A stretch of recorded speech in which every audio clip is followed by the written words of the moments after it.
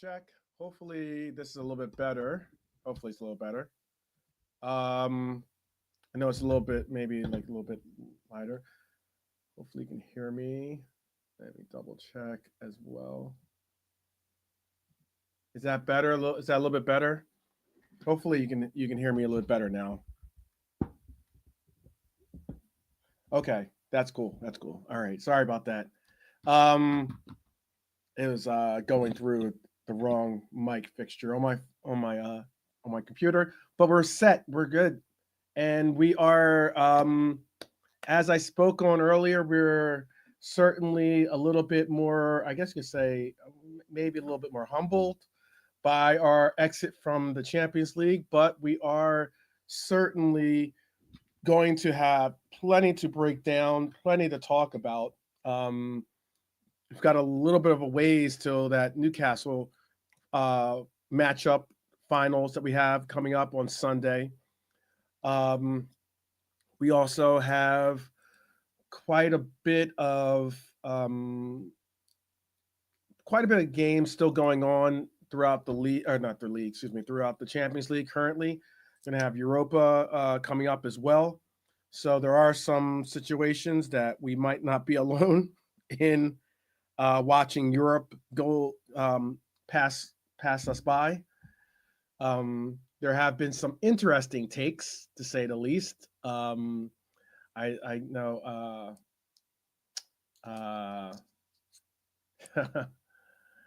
Yeah, I got you.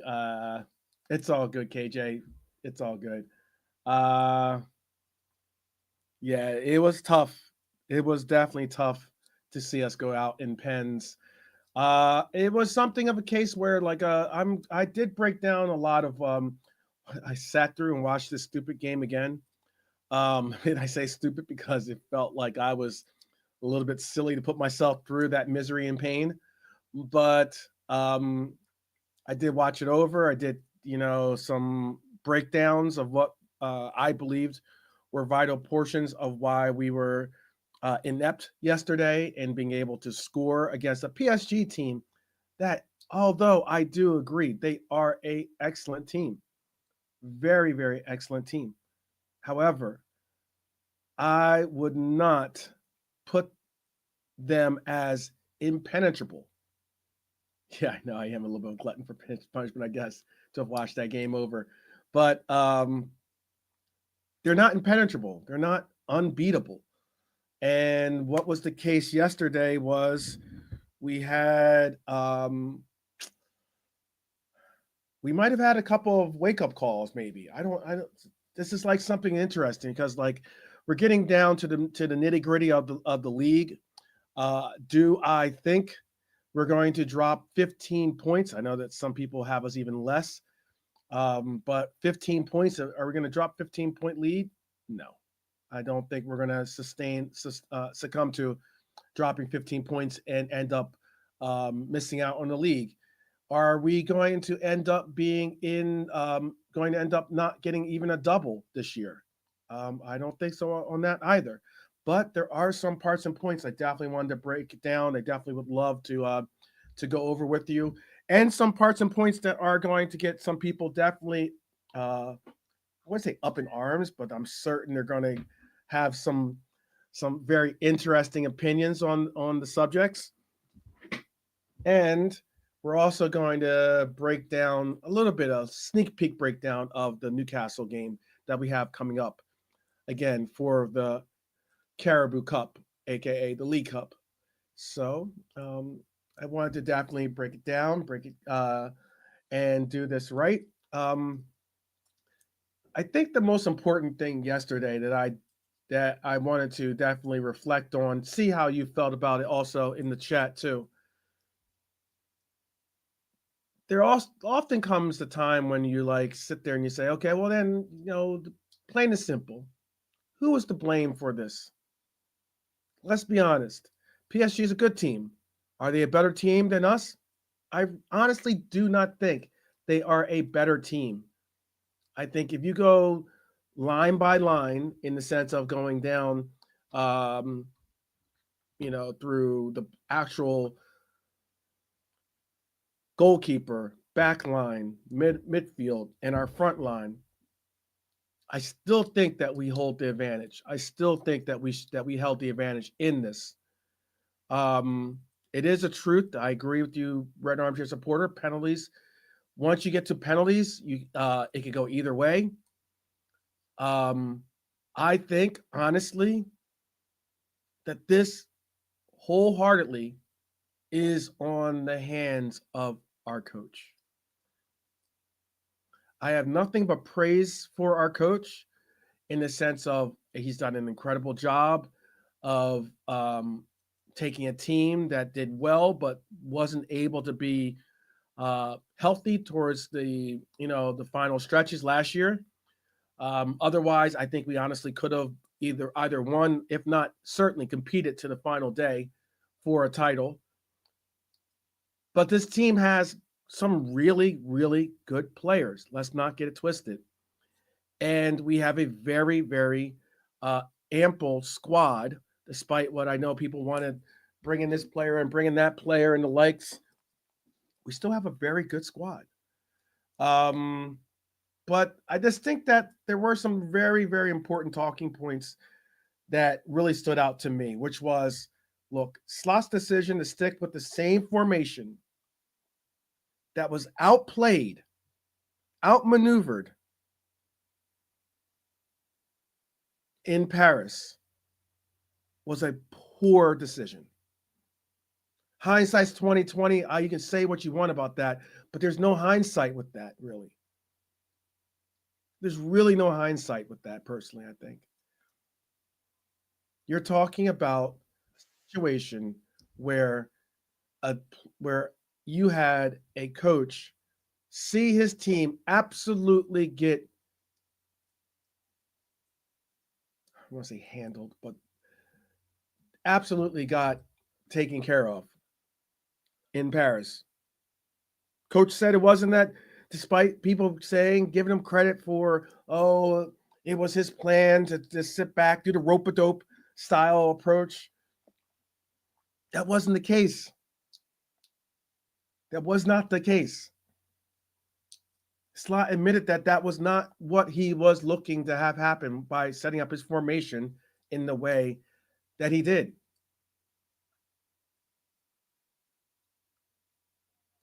But having seen what went down at Paris, our coach doubled down. He absolutely doubled down and said, let's go again.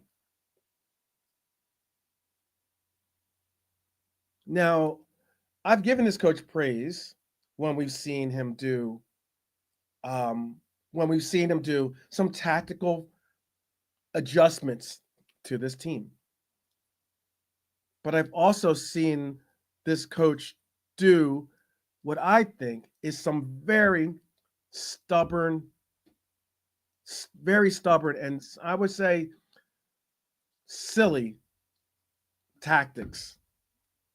And that was performed yesterday by going with the same formation, the same lineup that we went into Paris. Notable players should have been substituted in. If you're going to go with this formation, fantastic. Go with this formation, but put in key component players in the roles that were insufficient the last time we played this team. And this coach said no. If you didn't want to go with if you wanted to stick with these same players, well, the formation change I'm about to suggest would have brought about a different lineup. But I honestly think that if we're going into this game with a some might say a lucky 1-0 lead on aggregate, at least recognize the fact that we could have held on to a lead by neutralizing their strong points. If we neutralize their strong points being their midfield, if not their front line, obviously, but their midfield particularly, we could have made a difference in this game. The same way we neutralized Manchester City is the same way we could have neutralized this PSG team. And this coach said, no. We've got JK with us, and I'm going to get in on some of this conversation as well. I'll let you go, bro. Everyone's everyone's feeling like you, bro. You were talking for everyone right there.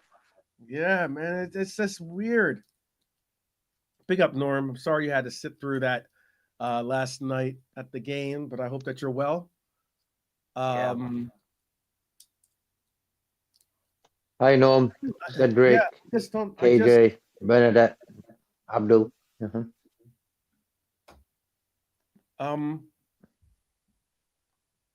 There's a lot of different things that look. There's parts and points about this that were very telling. Let's not get it twisted, too. Newcastle has a very formidable midfield. A very formidable midfield. And you can make an argument that they have an equally formidable front line as a PSG. You can make an argument. It's not exactly the strongest of arguments, but you could make an argument. Because I'd much rather have Kvaratskhelia than have Gordon, for instance, or maybe a Barcola over a Murphy. And it could be it's a difficult argument, but it's an argument all the same whether you go Dembele or you'd go with Isak. But for me, their midfield is a strong point of their team. Defensively, they elite goals. They can also score goals. Talk about Newcastle. Newcastle, yeah. Yeah, PSG, considering we played 2 games against them, we only conceded 1 goal. And that's the mad thing about it, bro. When you really look at it, the amount of sort of possession they had and stuff like that, they only had 1 goal on us, bro. And that was gifted by Konate to them. Yeah. And I don't think that was a gift. Bonehead. I will call it out for what it was. That was a bonehead play by Konate, actually. Yeah, so for me, yeah. Or whatever, Bozo gene or whatever that's not. I'm not saying that Konate has Bozo gene in him, whatever they call it, but I will say that was a bad defensive exchange there. hmm hmm Yeah, but for me, Newcastle, nothing to worry about. As soon as that game finished yesterday, yeah, Hmm. we were a bit sad and stuff like that. But at the end of the day, I was just thinking Sunday, who we got ready? Will Kanate and say Trent be ready for that? Kanate seems to be okay. Trent, I'm not really sure. That was my main sort of concerns because, like, for me, it's a real good thing. We got a big game next. Um, I think if it was like an international break now, we'd be sort of gutted after just like dropping that game. So we've got a big game Sunday. Win that, we've got our first trophy. And I'd rather have two trophies for the parade than just maybe the one we could get, you know? So for me, two out of the four, I'm happy with that, Okay. bro. After spending 10 million, you can't complain there, bro. Out of four, yeah. Man City Yeah, spent there's a 200 lot of people that million are. in the Jan window. What's that? Well, I just said, yeah, like Man City's, they spent nearly 200 million in the January window. Yeah, And they're yeah. and they're still Definitely. sort of on and off. We didn't spend nothing again, but still, bro. We this time yesterday, actually we were 1-0 down now. But this time, like 25 hours ago, everything was going good.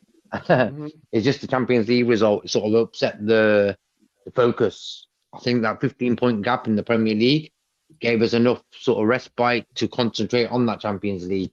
Hmm. But for me, it's done and dusted now. I'm just thinking about Sunday, who we got ready to play. And I'm sure. I think Darwin might start. It's about time. I think Jota's had his few chances now. I hope it's a wake up call for our coach. To be honest with you, Hmm Lee might be joining us. Norm, I'm not certain. Um, Hopefully he does, but he might be here. But I think Lee's sad, bro. yeah, I'm sure He's Lee is. good, man. Some of us Yeah, are. yeah. I mean, some of us are sad. Some of us are angry. Some of us are a little bit disappointed. Going through a lot of emotions right now. I'd say because I just think that there were some key parts and points that I just didn't get or understand or agree with, and that was again the decision to stick with the 4-2-3-1 against this team. And not only that, to stick with a, it's not like we have to go with a 4-2-3-1 in every matchup. We don't. We haven't. And I don't. And he got if I think he chose wrong to stick with it in this format. The fact that we didn't go for 4-2-2, 4-2-2-2, which we have seen before and has been effective for us, could have been able to possibly neutralize their midfield and maybe even put their front line in a bit of a back, having to like track back and help out with their midfield, um, which could have taken away their efficiency in getting forward.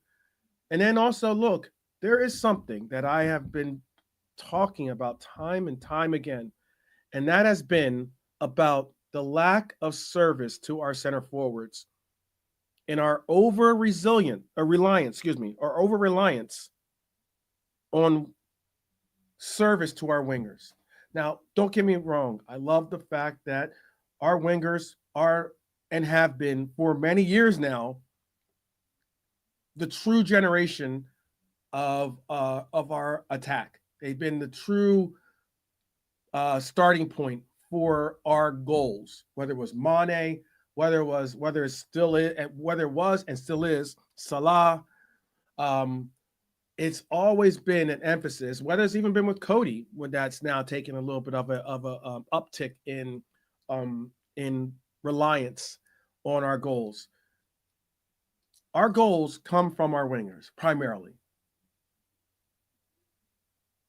But one thing I've been trying to emphasize, and it's something I spoke on before, is that people were getting all hemmed up about Nunez, for instance. And I know this isn't all about Nunez, so don't worry. You can breathe tight. You can breathe easy. Okay. But we were all talking about like how Nunez has created so many big chances last year and was unable to connect, was unable to finish his dinner on a lot of occasions. Okay. Now, one thing I've always spoken on too is that It's the sheer fact that he's making those that he's able to make those big chances, able to get those opportunities, able to get those shots. I am, without the numbers even in front of me, I am more than willing to bet that his numbers of big chance creations, scoring opportunities, is all but significantly down from before. Albeit, I understand. You'll be like, oh, well, he doesn't play as many games. He's got a bag of appearances, but he doesn't get a lot of starts. He's got a number of appearances, but he doesn't get full 90 games. So, with that said, I'm going to ask you, I'll ask you, JK, what is such the difference in a player that was getting tons of opportunities last year? And now he can go in a game and not even get a shot. Sometimes have less than 20 touches, less than 15 touches. Is that more on the player, or is that more on the system he's being played in? Well, for me, it's all about consistent game appearances, starting games. Like, come on, bro. In the last 3 games, Darwin, 2 prior games to the game yesterday, he got an assist in Paris.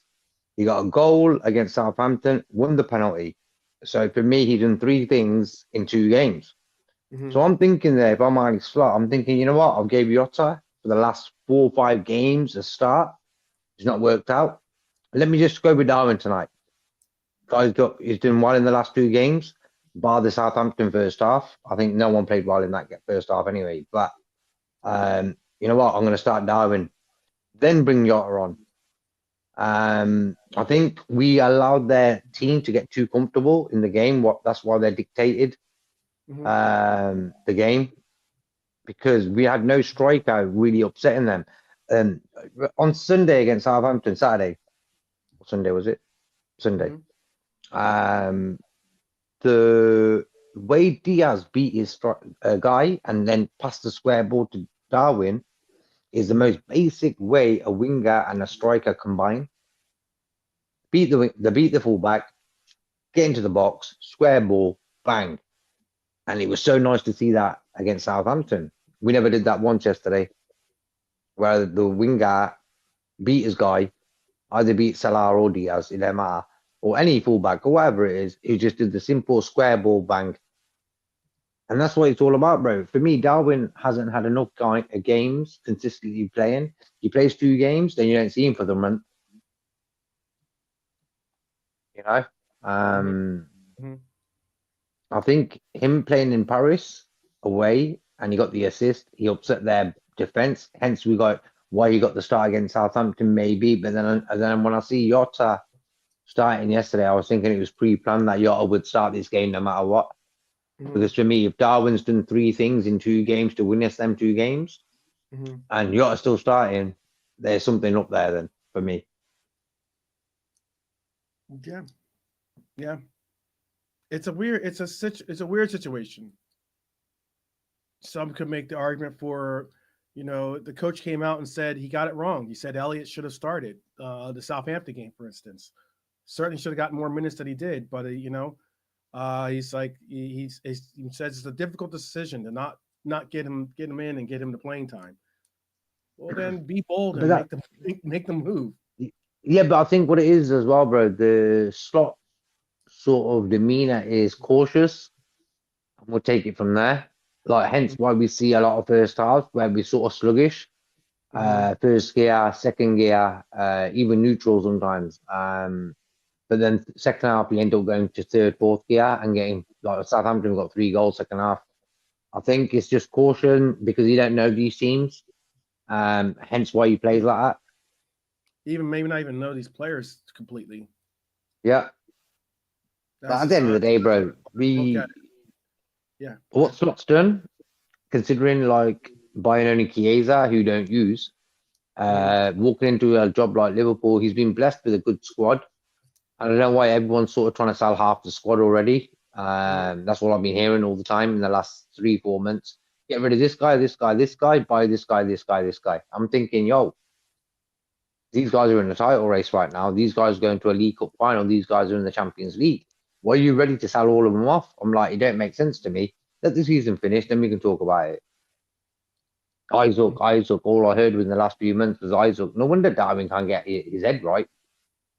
Rumors about Isaac on that 24/7s, social media, and this, that, and the other, bro. Mhm. Um, but I just feel sorry for Darwin in some ways. I think he gives 100%, no doubt. But concentration levels for me ruin his game. Mhm. And concentration levels can't be high when you don't even know if you're going to get 2 minutes on a Sunday or a Saturday. It's as simple as that, bro. Why is Mhm. Salah the best in the world right now? He knows no matter what, he's playing right wing for Liverpool every game. He didn't have to worry. He knows he's playing. Hence why he concentrate on his game more. Yeah, yeah. Look at Trent there. Trent couldn't concentrate because why Conor Bradley was always coming on for him. A sub. Conor Bradley was starting games before Trent some games, and Trent was sitting on the bench. The last Mhm. month, Conor Bradley is injured. Trent knows he's the number one right back. Hence why, for me, Trent in the last month has probably been one of our best players. Clean sheets, a lot of clean sheets, and just playing better all round. Why? He knows he's playing all game and every Mhm. game. And I think that's what's Darwin's been his main sort of problem, not knowing if he's coming or going, bro. Mhm. It doesn't help. It doesn't help at all. Some good points by both Norm and by Bernie. I'm gonna star your points, guys, because I do have a section that speaks more solely on your points that you're bringing up. So if you do bring up some points, I will bring them up for the from the portions that we have set up to speak on. Um, yeah, you know what too, and I will say this real quick. Let's Marion saying, let's be honest, their goalie was good, and he's only 23, so he'll get better. I'll be honest with you. I thought that their goalkeeper wasn't this. I don't think that Donnarumma is as good as people have put him out to be, but I'm not saying he's bad. I agree with Marion. He's not a bad goalkeeper. However, the shots that we were giving him weren't. There's only like maybe one, if not two shots that he had to make an actually good save off of. The majority, I was saying it. I remember watching the game and saying it while we're watching it. Um, in during the watch on is that we're allowing him to get into the rhythm of the game. He only faced that one shot, and he should have made the save actually, again in Paris against Elliott. But it was a bad attempt, and it was his first shot all game. Hmm. But in this game, it was kind of like we were getting him shots, but they were more of like easy to deal with. They were like shots that he could just kind of like warm up and get involved, and then build confidence, and then to the point where he could basically you're going to see him make a save or two because now he's got the confidence of it all. But I You know mean, what, as well, bro? Oh, yeah. you say again. No, I was just gonna say what I was just wanting to follow what you're saying there. Yesterday, when every time we took a shot at him, what did he do? He parried the ball out, and there was no one there, bro. Where was Jota?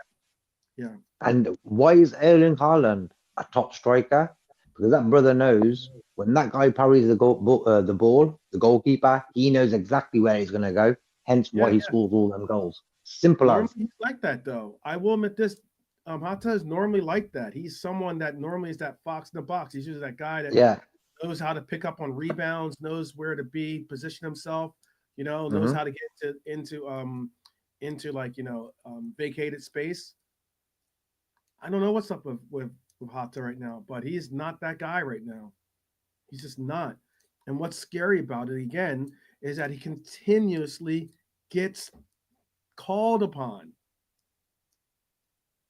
He continuously is like, "Oh, you didn't do well. Cool. You'll start next game. Yeah. That is something of a head scratcher. Not I'm just not for us, saying bro. I Yeah, want yeah. to get rid of Hata. Not saying he's a bad player. I am just getting a part and point of saying that it's very interesting that we've seen some parts and points where we've seen some real beneficial actions be performed by players. And say what you will, I still think it is a little bit of a head scratcher in that Nunez has the ability to get results. And despite you might saying that, oh well, I rate Hata over Nunez, all well and good. However, against Paris, especially, we saw how the physicality was a difference maker in the ability of Hata to play with his back to the ball, to be a link man, to do all the different things that we would necessarily needed him to do. Now, am I saying that Nunez is hands above any option that we have at that position? I'm not saying that. But what I am saying is that you create a physical presence, one with pace, something that we when Hata was on the pitch, we never really got to see. They were never bothered by Hata's pace.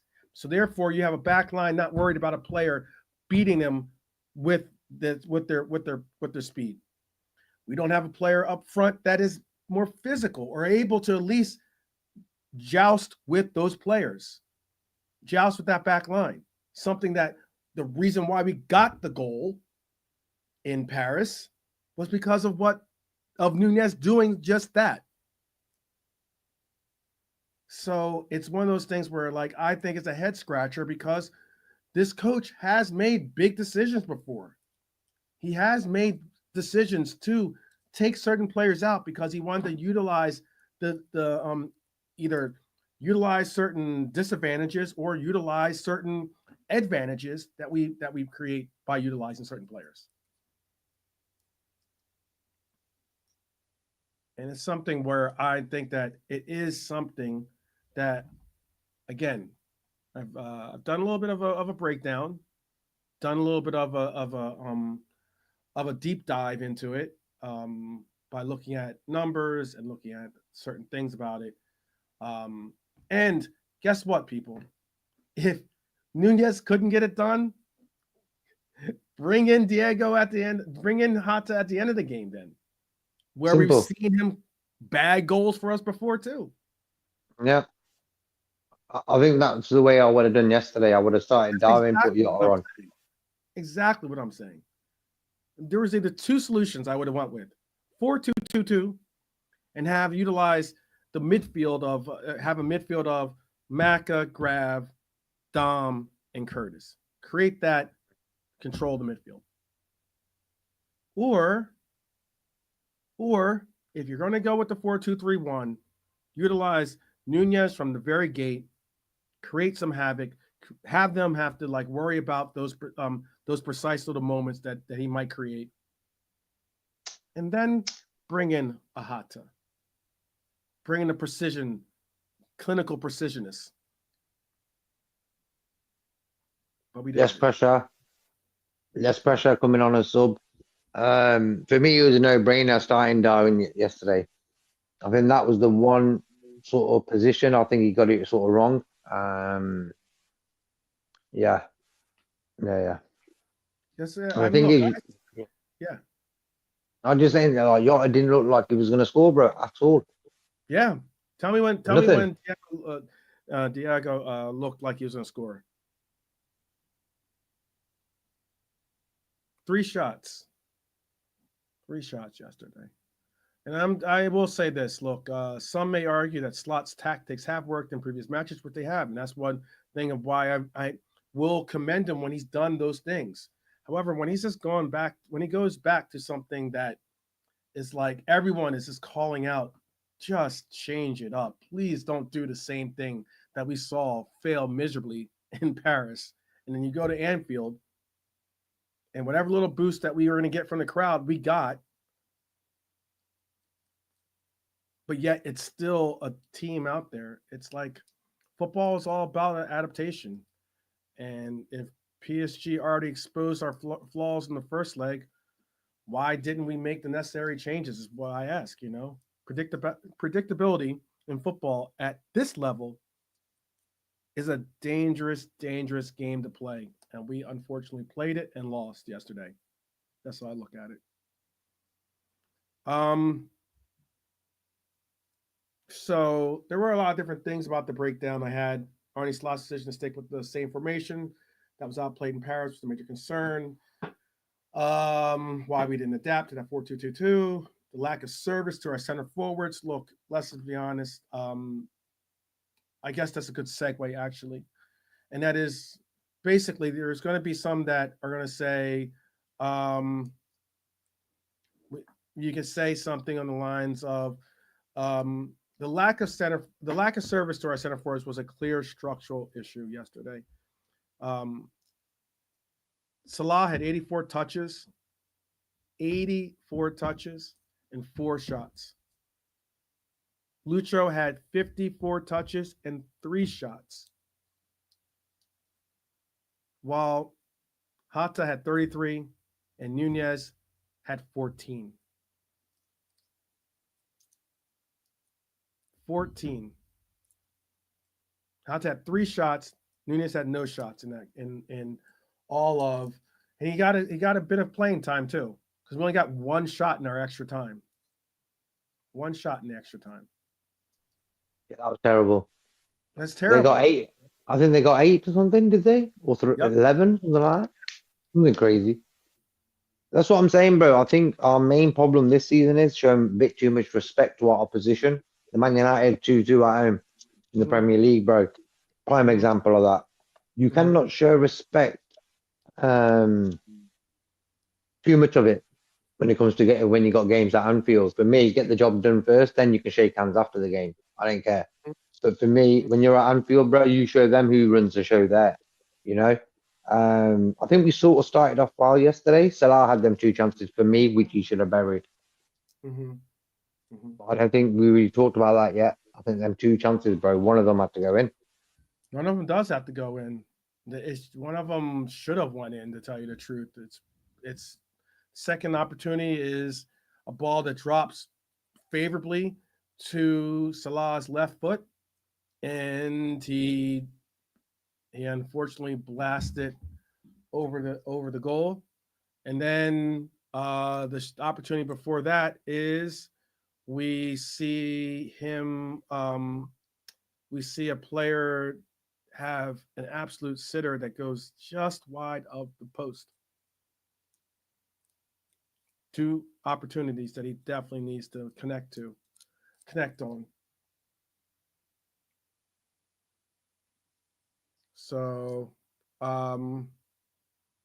yeah, it was a case where like I think this center forward myth, I think this is what I call it at least, is the misconception that a top class striker would have changed the outcome,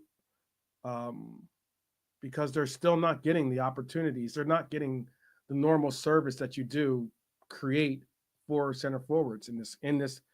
It'd be a different story if our attack was okay. We're going to get it to the wings, and those wings are going to try to centralize passes into our center forward to get him goals. We're going to feed the beast in essence.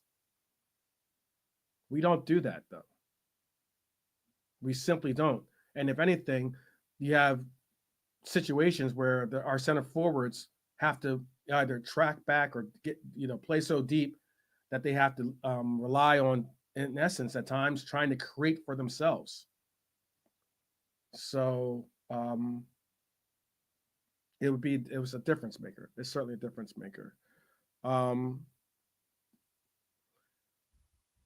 It's a wild one too. Do you believe if we had a different number 9 that it would be a different case with this coach? And it's what I think of it as, and I'll try to formulate the question as best I could. would this coach center the we no, pops? That's not pops. I love you, brother, but that's just not the case. That's just not the case. The numbers. Look at the numbers and tell me if your statement uh, is is still accurate in your opinion. If we created a lot of opportunities for our center forwards, I'd be like, okay, but we just don't. The numbers just don't atone to that. They just don't. Um, and trust me, I've looked at the numbers. That's why I'm speaking so confidently about it. Um, what I was going to say too. What I was going to say too is, um, in your opinion, what I was trying to get at is that do you think that with another center forward, as some are suggesting in the chat, is it a major difference? Because in my opinion, I think that we would have possibly we'd have some limited production difference in that yes you could have a player that rather that if he's going to have three chances and if he is more clinical he is going to be able to get possibly be more efficient in bagging on the opportunities that he gets. So it's a big ask still all the same, because if you do look at it, if you do look at the top goal if you do look at the top goal getters in the center forward position, especially, they tend to get a significantly larger number of opportunities than the center forwards on our team get currently. So, if we don't create for our center forwards on the same levels, those center forwards, whether they're top level center forwards like a Holland or a Isak or whoever, might get the same amount of portions on their plate to eat off of and have to make the most of it. Now, I'm not saying they wouldn't. They might do well with it. They might still get 30% or 40% of the opportunities they'll score on, and maybe that's the difference. Maybe that's what they're trying to say. But I'm asking you: do you think it'll be a bit? Do you think it'll be a major difference if whoever plays our number nine, if our system isn't really oriented towards getting our number nine the opportunities that they can really um, really profit off of, or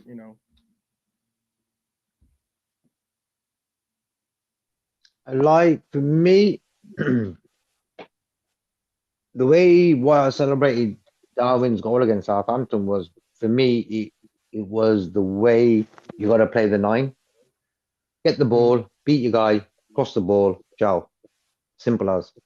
When you're mm-hmm, not doing that, bro, what happens is the nine starts drifting in the game. Why? He wants the ball. He wants to be involved. So when the ball comes into the box, he's not there no more. Why? Because he's trying to get the ball from the other, like in the middle of the park somewhere. It all makes sense to me. What it is with Haaland, the team sort of set up for him to get goals. They work the ball all the way to the box, square ball, chow. Simple. And I think football's a simple game. You shouldn't overcomplicate it. And I remember in the old days, it was all about feeding the nine. The mm-hmm. nine was the guy who gets the goals, not the wingers, not the midfielders. It was always the nine who gets the majority of the goals. I feel that we don't really play out with a number 9-9. Why?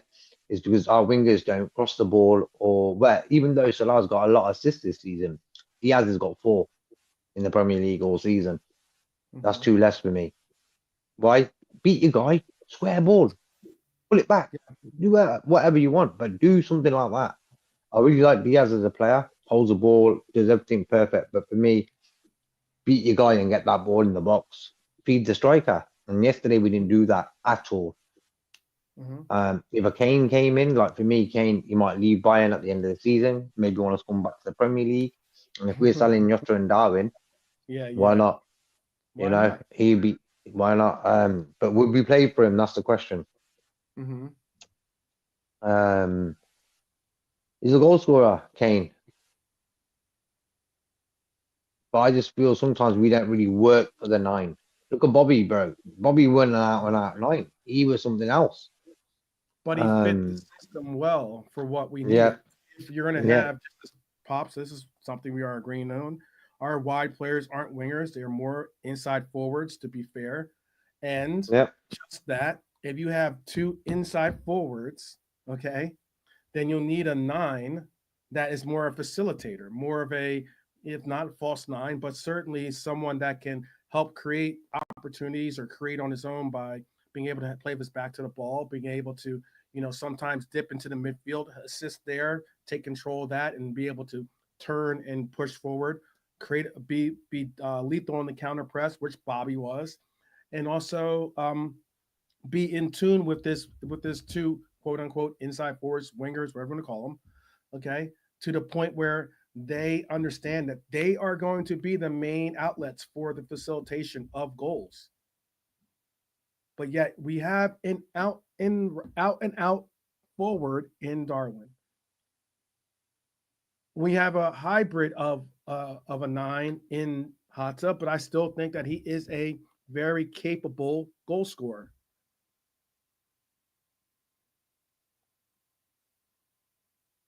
It's why when we transitioned to see Lucho be that number nine or be a nine, even when you do look at the actual heat maps of where he plays or how the situation is, we actually create a channel, an open channel on the pitch because um, Cody will play on the left side and slightly below, if you look at the heat maps or the average positioning, you'll see Lucho right more tailored towards the left side, more tailored towards the left side.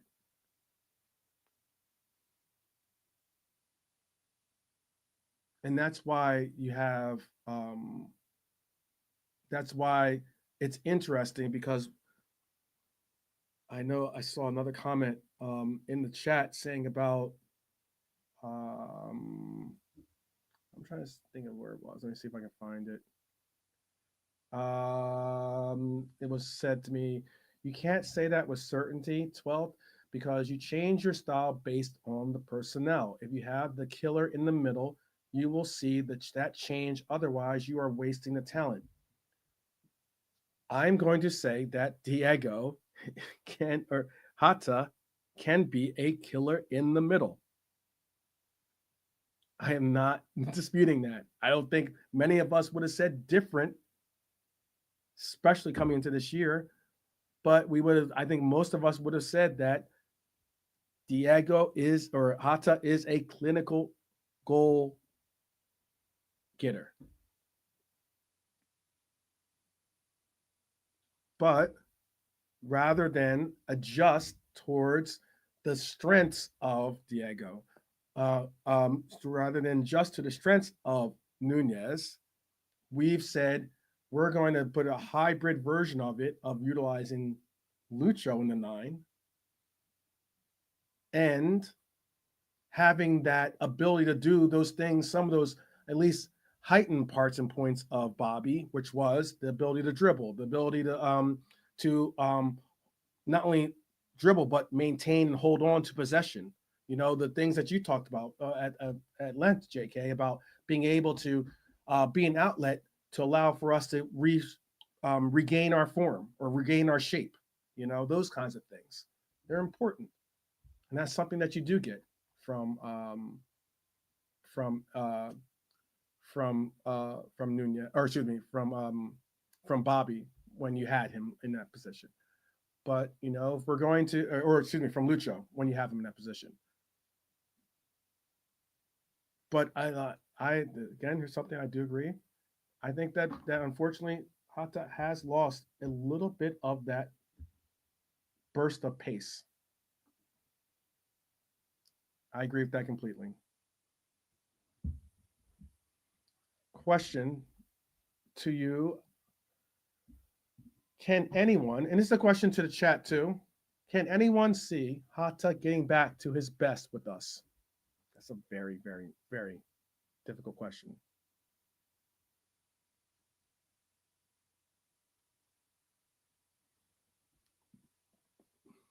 That's a big question. I question. I'm asking that of you, JK, too. And I have a question also. I'm gonna steal it. It's from Pops to Laszlo, but it's a very good question too. Very good Hmm. insight there. Oh, Look, bro. The thing with Yotta is now mhm, he's been fit for a while now. A lot of mhm, opportunities. Hasn't done nothing, bro. Um, not got a goal in how many games? You know, it's been a lot of games. He hasn't got a goal, assist, nothing. yeah, I just felt like yeah, yesterday. no, I think Yotta's giving him the Yotta Slots gave him the chances, bro. He ain't just took advantage of it. yeah, So for me, and we haven't won a major trophy since Yotta's been with us. That's another thing. It's been a while now. He's been with us, you know. And we ain't won a Premier League or a Champions League with him with us. We win a League Cup and stuff, FA Cup. Other than that, nothing. Hopefully we'll get the Premier League wrapped up, League Cup for him, so at least he's got that under his belt. And if he leaves, he leaves. I have no problem with Jota. I know there's a player in him, bro. mhm, The thing is, he's not really a regular for Portugal as well, and he should have been. You know, like this sort of. That's why I say when you know you're a regular, Haaland, Kane, Salah, uh, Bellingham, whoever, you know you're a regular starter. Your game's gonna get better. mhm. And Jota, he's been sort of regular star in the big games. 2 games against Paris, started both, bro. Nothing. Mhm. I don't want to get on his back anyway because I like Jota. I think he's a good player, but for me, I we think ain't he's a won good no player major too. tournament Yeah, with him. yeah, I agree. I think he's a good player too, and that's why it's difficult and it hurts to say that because it's someone that I don't want to give up on. Hmm. And you remember the good times and everything. It's that kind of deal, right? So you're Hmm. like, oh, I know it, I hope it, I wish. But sometimes just with some players, it just doesn't. They just can't find that loving feeling really. And No, no, that's a I want you Liverpool thing to do, to. bro. We. I think there was a Hmm. stat out there that was something on the lines of four. Hata had not scored in a Champions League game in 4 years, something like that. I don't. What? It was something. It was something crazy. I'll double check. I'll double check. Hmm. And Harvey got 3 in a row. Yeah.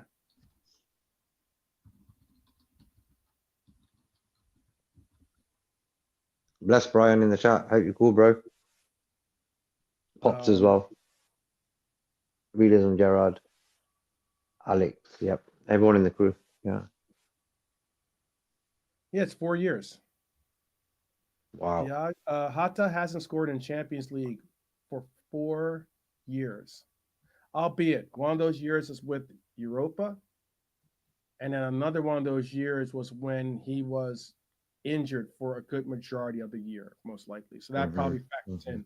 But that still leaves like 2 years that he hasn't scored. I mean, it also means I guess you could also say that he hasn't scored in this one because he's been injured for a good number of the games that we played Champions League this year, Early on, yeah. you know. So and I get that those numbers can be different because I know that I remember there was a time when he hadn't scored. He went on a scoring drought for a little while, but it was also because they were like, "Oh, he hasn't scored in some umpteen years or a year or two or something like that," and it was because he had been injured for the majority of the year. So that has to factor into it as well. But it's a weird situation. It's a weird situation. Yeah, because he's the only guy out of we've got 6 guys. Even Chiesa's got a goal and assist under his belt. Mhm, mhm, In the games he sort of played in, by the Plymouth game, he weren't really good. But look, Diaz got goals, assists, Darwin even, Salah, Gapco, all of them, bro. Bar Jota, he's the only one out of the 6 who hasn't. I don't know how many goals has he got in the Premier League. Do you know offhand? He's got, I think, like I want to say 3 goals or something like that. Yeah, I can't even remember his last goal, bro. I'll tell you in a That's second this. because it's I I can't know even. that it's Yeah. not that many only because I know that when you look at our goal scoring, I remember it might have been Brian was calling me out on it yesterday or something like that, but I was trying to say about his goal scores. Someone was calling me out on it, but I'll tell you in a second. So yeah, so in the that's Champions League, Premier League. In the Prem, Lucho has 9 goals. Cody has 8, and then Dom has 5. Diego has 5. He has 5, and Darwin has 5. Oh, So Darwin okay. and Hata have 5 goals. Okay. That's not really a lot. A lot. No, it's not a lot at all. Mm-hmm. It's not. It's not, man. That's pretty bad. Considering you're playing for Liverpool, considering what guys you've got around you, you should be scoring more on that. Yeah, absolutely, absolutely. And you can again, you can say what you will about like abilities and the likes, but let's not get twisted. Hata was getting all the starts in the beginning of the season. And he was getting pretty much 90-minute starts, pretty much. You know, Yeah, yeah, yeah, yeah. It isn't like Slot's not backed him. He's gave him the the main role to start in that number 9 middle sort of position. It isn't Darwin. yeah, Diaz was used in a few games on that, but Yotta's been his sort of number 1. Started off the Premier League season with him against Ipswich with Yotta. I think his injury record is for me the main reason why I don't mind moving him on. hmm For me, I look to keep him. Don't get me wrong, but bro, he's missing half the season. I see every season, but half of it. Yeah, yeah. Oh look, man, there's still a final left. um, he could score in that. You don't know. You can't see the future and stuff. There's a lot of Premier League games left as well, so there's time for Yotta and Darwin to get their 5 goals up a bit. You know, end the season well. You know, there's if you want to stay at Liverpool next season, mhm. you got to sort of step it up. You know. How about this? Since this wasn't necessarily a big part, I didn't even really focus in on this part of it. But because I did speak on I do have a little segment on here for substitution and squad rotation. I will get into that because I do know Bernie had a question that I started earlier. But this question is from Pops saying, question, if AB1 and Ibu don't get crossed up yesterday, are we having this conversation today?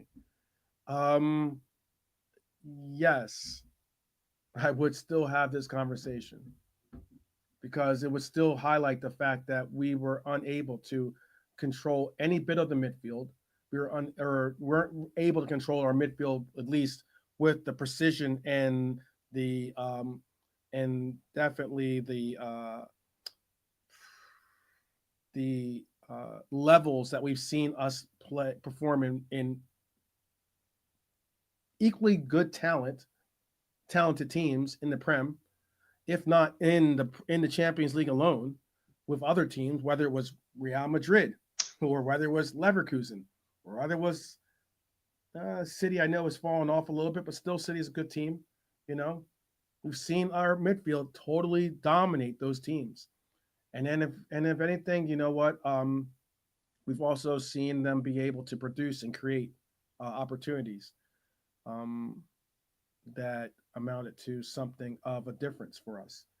But I would be still having this conversation. And if anything, you know what? Maybe that question creates an even bigger question of that's now two um, 2 games in a row that we've had some real miscommunications or non-communication Mhm. between our goalkeeper and our center halves. Simple as. You can't elude from that. And that's going against the best goalkeeper in the world. It's going against the best center half in the world. And certainly, some can argue, the best center half pair in the world. Yet we were fortunate that our blunder against Southampton was against Southampton. And what did that coach do? That coach made 3 subs at halftime. He went bold and changed up a lot of what we were seeing on the pitch.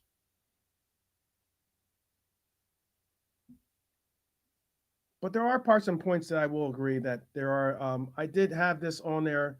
Um, there were parts and points on there that were about this. I had the parts and points about the squad and substitution. Let me bring up Bernie's question. And I did star your comment, Norm, so I'll bring that up in a second. Or I'll bring it up first, and then I'll speak on both of these questions, or at least these statements. Norm had to say Diaz was also not prepared to take on the fullback, always coming back inside. He has declined in Norm's view. Yes, he works hard, but he has lost his ability to beat a man. Okay. And Bernie says she doesn't think that Slot planned for pens. Our best goal scorers were subbed. This is a great point. This is why I want. This is a good segue into what we're talking about: the over reliance on our small squad concept. Um, with hindsight, he could have switched the order around. We are all looking for the blame game, though. Let's just learn from it. I understand that too. I understand that.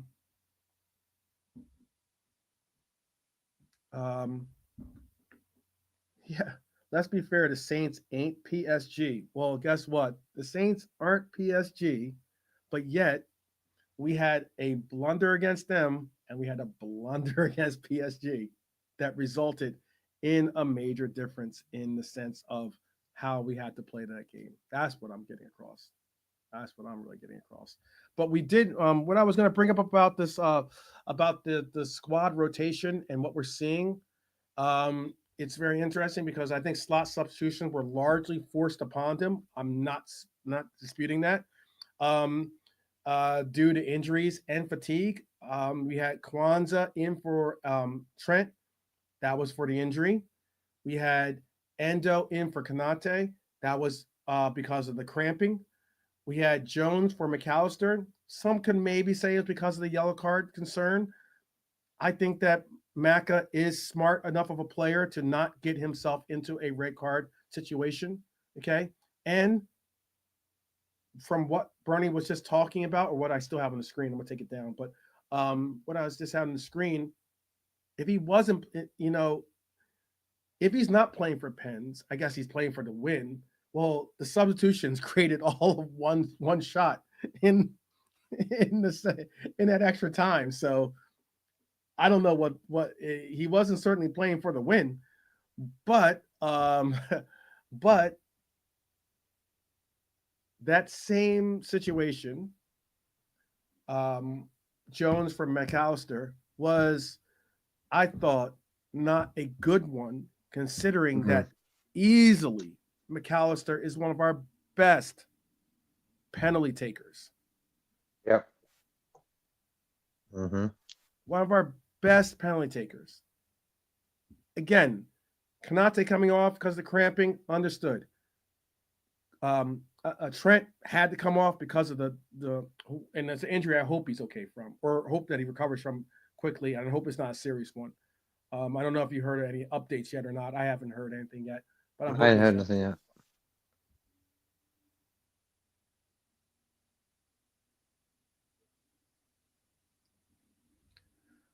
No, I haven't heard nothing. The subs weren't right. The timing of the subs weren't right yesterday as well.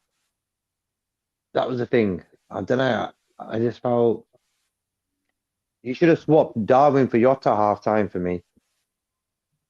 Yeah. Mm-hmm. Elliot came on for me. You've been looking at my notes apparently, because that is certainly what I Yeah. agree completely with that. hmm hmm like they're thinking Yotta's going to come out, surprise them with the Darwin, mess with their heads a little bit, you know. I don't think that Trent's gonna. I agree with you, pops. I don't think that Trent's gonna play this weekend.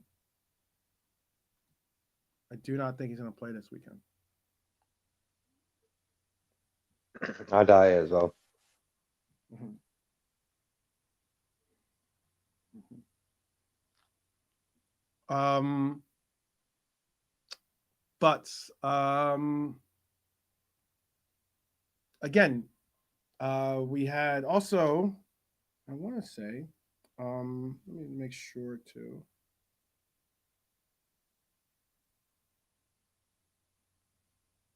Um, even the rotation of what he put in, um, even the rotation that he put up. No, look, I don't think it was a completely bad shot from. I thought Curtis Jones' shot was a bad. That was a bad shot. That was a bad penalty take. hmm Um, like if you're going to take a penalty shot, you don't want to take one like unless you have such pace behind it, and if you're going to make it a shot that a ground shot that you're going to take, you've got to have a lot of pace behind it to get it past that goalkeeper, and you have to hmm just beat him on the sense of just beating him that way with the pace of the shot. Otherwise, that is easily the easiest save to make for a goalkeeper because the goalkeeper is going to dive and he's going to be able to have his outstretch and he's going to land on the ground. Gravity has an incredible effect on all of us, So we're going to end up on he's going to end up on the ground eventually, and he's going to have that position, that part of the pitch covered, or of the goal covered. Um, but you know what? He did get it wrong. He did get it wrong. Um, in that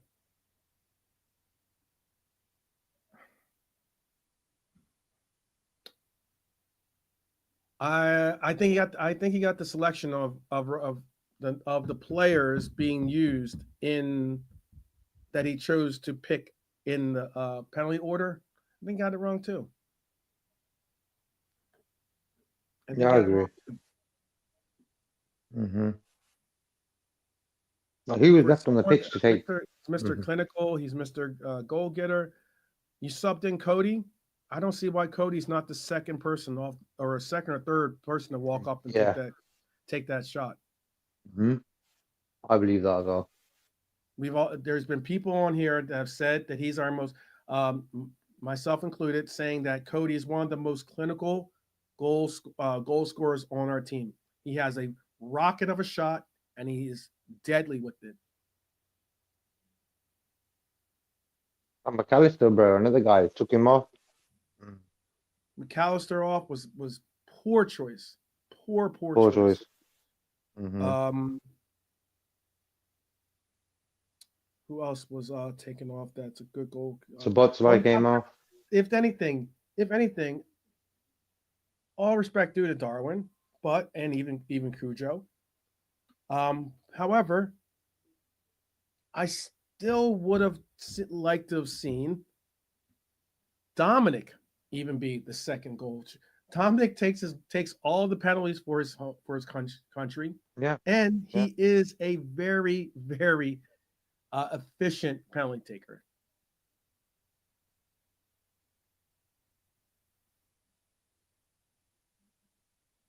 Exactly. So him and McAllister both coming off weren't a good thing. Mhm. But Yeah, yeah, yeah. Like, did you think about it, Darwin? Yeah, I would have let Darwin take number 4 or something. yeah, I would have I would have had Yeah, yeah. I would Get have take number 5 actually. who? Dom. No, Darwin. I would have had Darwin take number 5 or something like that. Yeah, yeah. For me, get Gapco, McAllister, Sabotslai taking the first ones.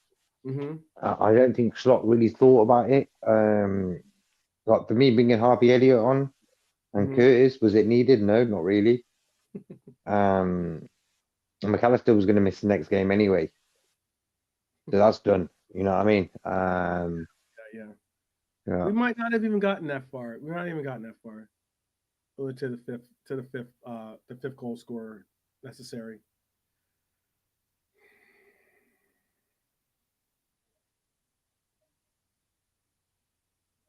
I don't think I doesn't. I don't think it would even get to him. That's why I don't think. I don't think it would have gotten to the fifth.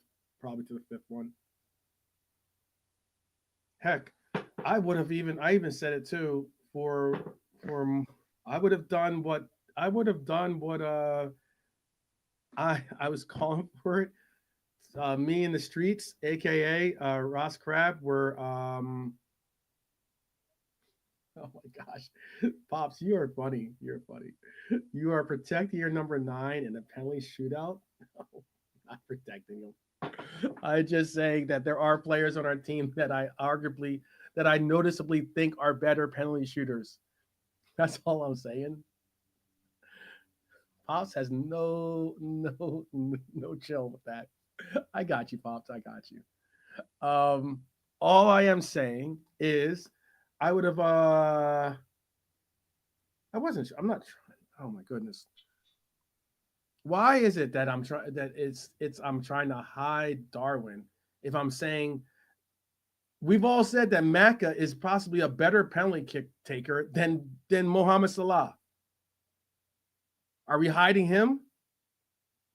Come on, man. Be honest. Be let's keep the energy straight.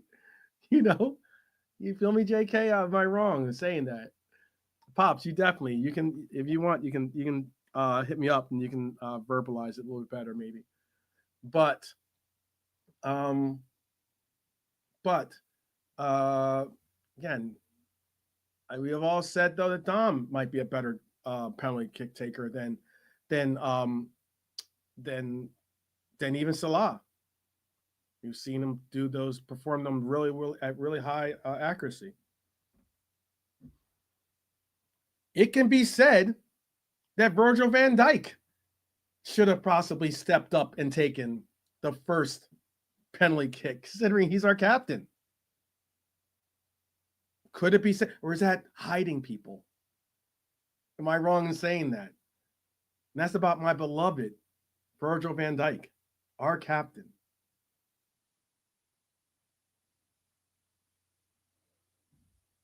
Oh man. So I just like to emphasize that I just like to emphasize that I just thought that there was a substitution that I do wish that Malante or even Brian were here to engage in, but maybe it's best that they're not actually. And that is we all can agree that Cody was not the same Cody that we've come to expect yesterday. Um,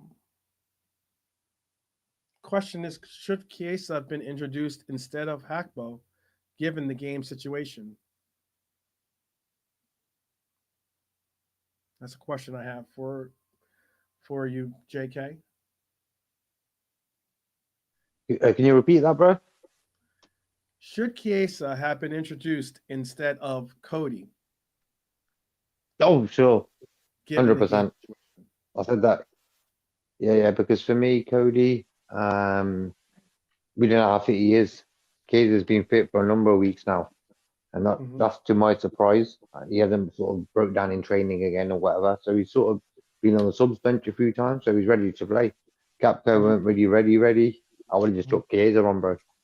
I would have done that against Southampton as well. Diaz, take him off 15 minutes to go, bring Kaiser on, give him a bit of taste, play him again on Tuesday, yesterday. I don't know what it is with Slot and that Chiesa situation. It's a bit annoying for me. Wow, 2-2 on aggregate. If they go Yeah, he out, missed the penalty. if they go out, that would be so That'd be nice. Be nice and annoying at the same time because it'll just be It'll just be like watching opportunities slip past us type situation. Villa are up 3-0 in their game. They're going to be going on to the next round. Atletico Madrid is up 1-0, Dude, and Desmond. also currently it is 2-2. Yes, Desmond is apparently making his sermon currently In preaching Madrid. sermon at the Emirates. Currently, at least. Yeah, yeah. In that game, yeah, yeah. Yeah. Um. Yeah, there was a question of whether if we should have just tried something different. That's all. With rather than going back to the I want to say tried and tested. Just the simple fact that Cody's not in the shape or form that we need him to be in. Obviously, getting him game time is where and how you do get him that shape and form. I just don't know if the second leg of the Champions League is the measure of where you try and regain that form. You know, Hmm. that's just not You, where and how I think of it as being the case. you know what it is as well, bro. The thing is, like half of our fans are already selling half of our players, and I'm thinking every time sort of slots called our players up, be it Endo, be it Darwin or Harvey Elliott, they've all done their job. Hmm. So why not yesterday? Just took a Chiesa on. Like, why not? It's something different, you know? Hmm. Hmm. Why not? You're absolutely right. Why not? I think we might have a participant in our discussion joining us. So let me get him the. I'll at least give him the invitation to come out and join us. We only have about 20 more minutes of this episode, but or not 20 minutes, excuse me, like another 30 minutes. So we got plenty of time to talk about whatever we want to talk about. 45 PD.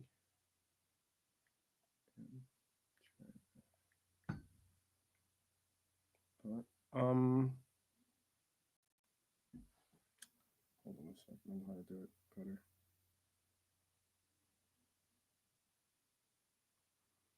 But let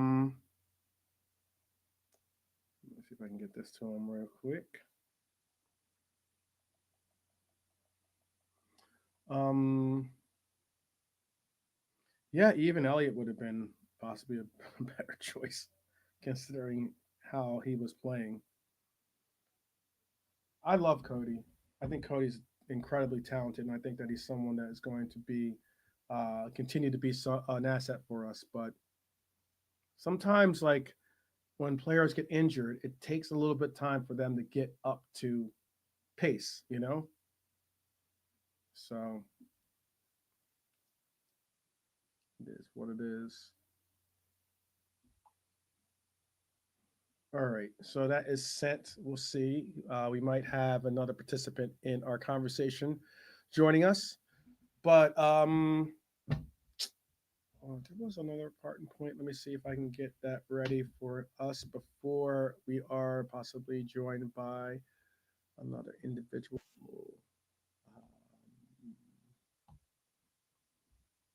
Okay, okay.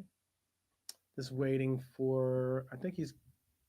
It's weird. For some reason, his.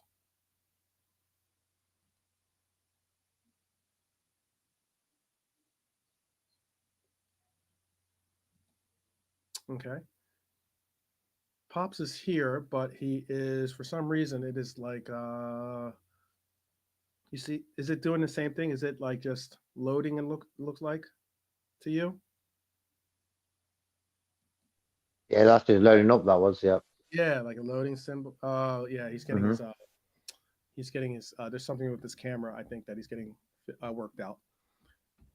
While he does that, um duh, duh, duh, duh, I know that it is something to point fingers or say who's to blame, but in my opinion, I have basically 5 points of what I think was the reason why we lost this game yesterday. I just think it was poor tactical setup. I thought it was a failure to adjust formation despite previous struggles versus PSG. I thought the strikers were starved of service. Substitution lacked impact, and our squad rotation was just limited to what it was. And I thought, in my opinion, not the greatest of choices. Um, Yeah, I would say for me, the timing of the subs. mhm, Um, I always said don't invite the teams to play good against us at Anfield. That's our home. mhm, We run that game. I think we allowed them too much of the time with the ball. mhm, mhm.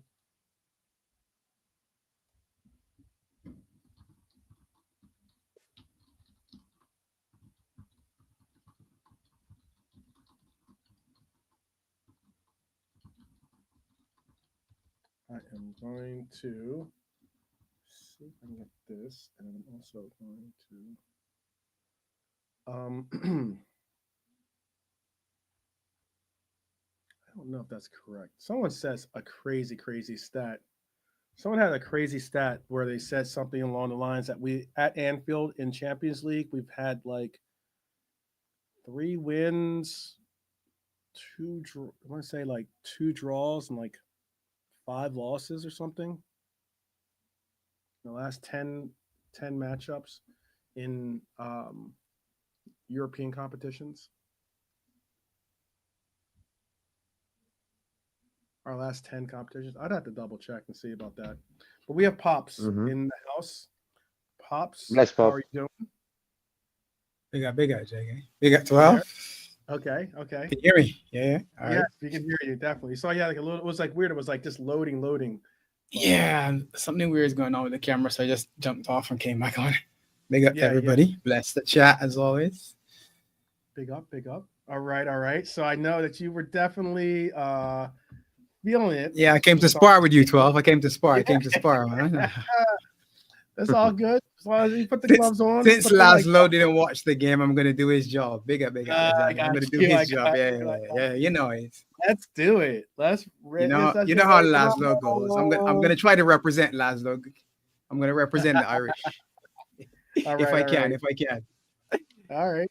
Let's do it. Let's do it. So, what was it that you wanted to really touch on as being something that sparked your disapproval?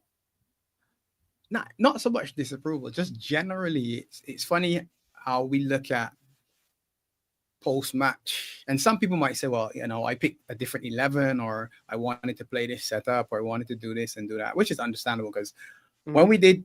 we did our preview, I said, to me the key position was the left forward. If Mhm. Gakpo was fit, then you had a decision to make.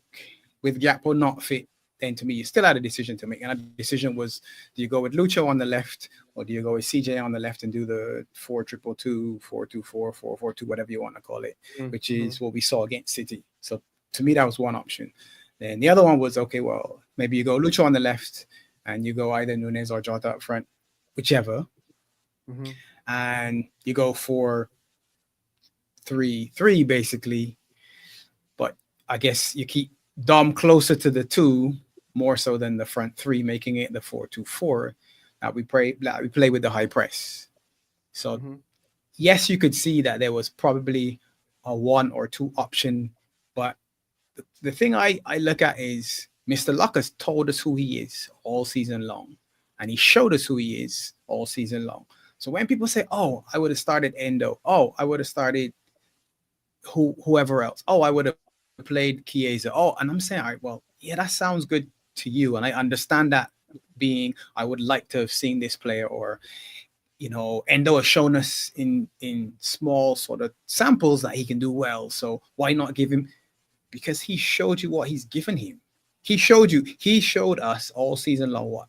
And Chiesa's been there, sat over his shoulder every match for the last whatever number of weeks. We've seen him sat there and he smiled and he's clapped and he celebrated with the team and he looks like he's part of the team. But to me, the biggest indictment yesterday was bringing on a zombie basically in Cody Gakpo and leaving him on the bench.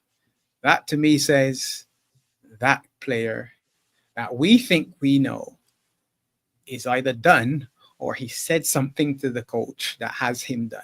Because there's no way that anybody on the bench seeing what Gakpo did could feel good about themselves yesterday, leaving the stadium saying, okay, well, I'm 6. We got 6 options in our front line, and I'm number 6. I'm Chiesa number 6.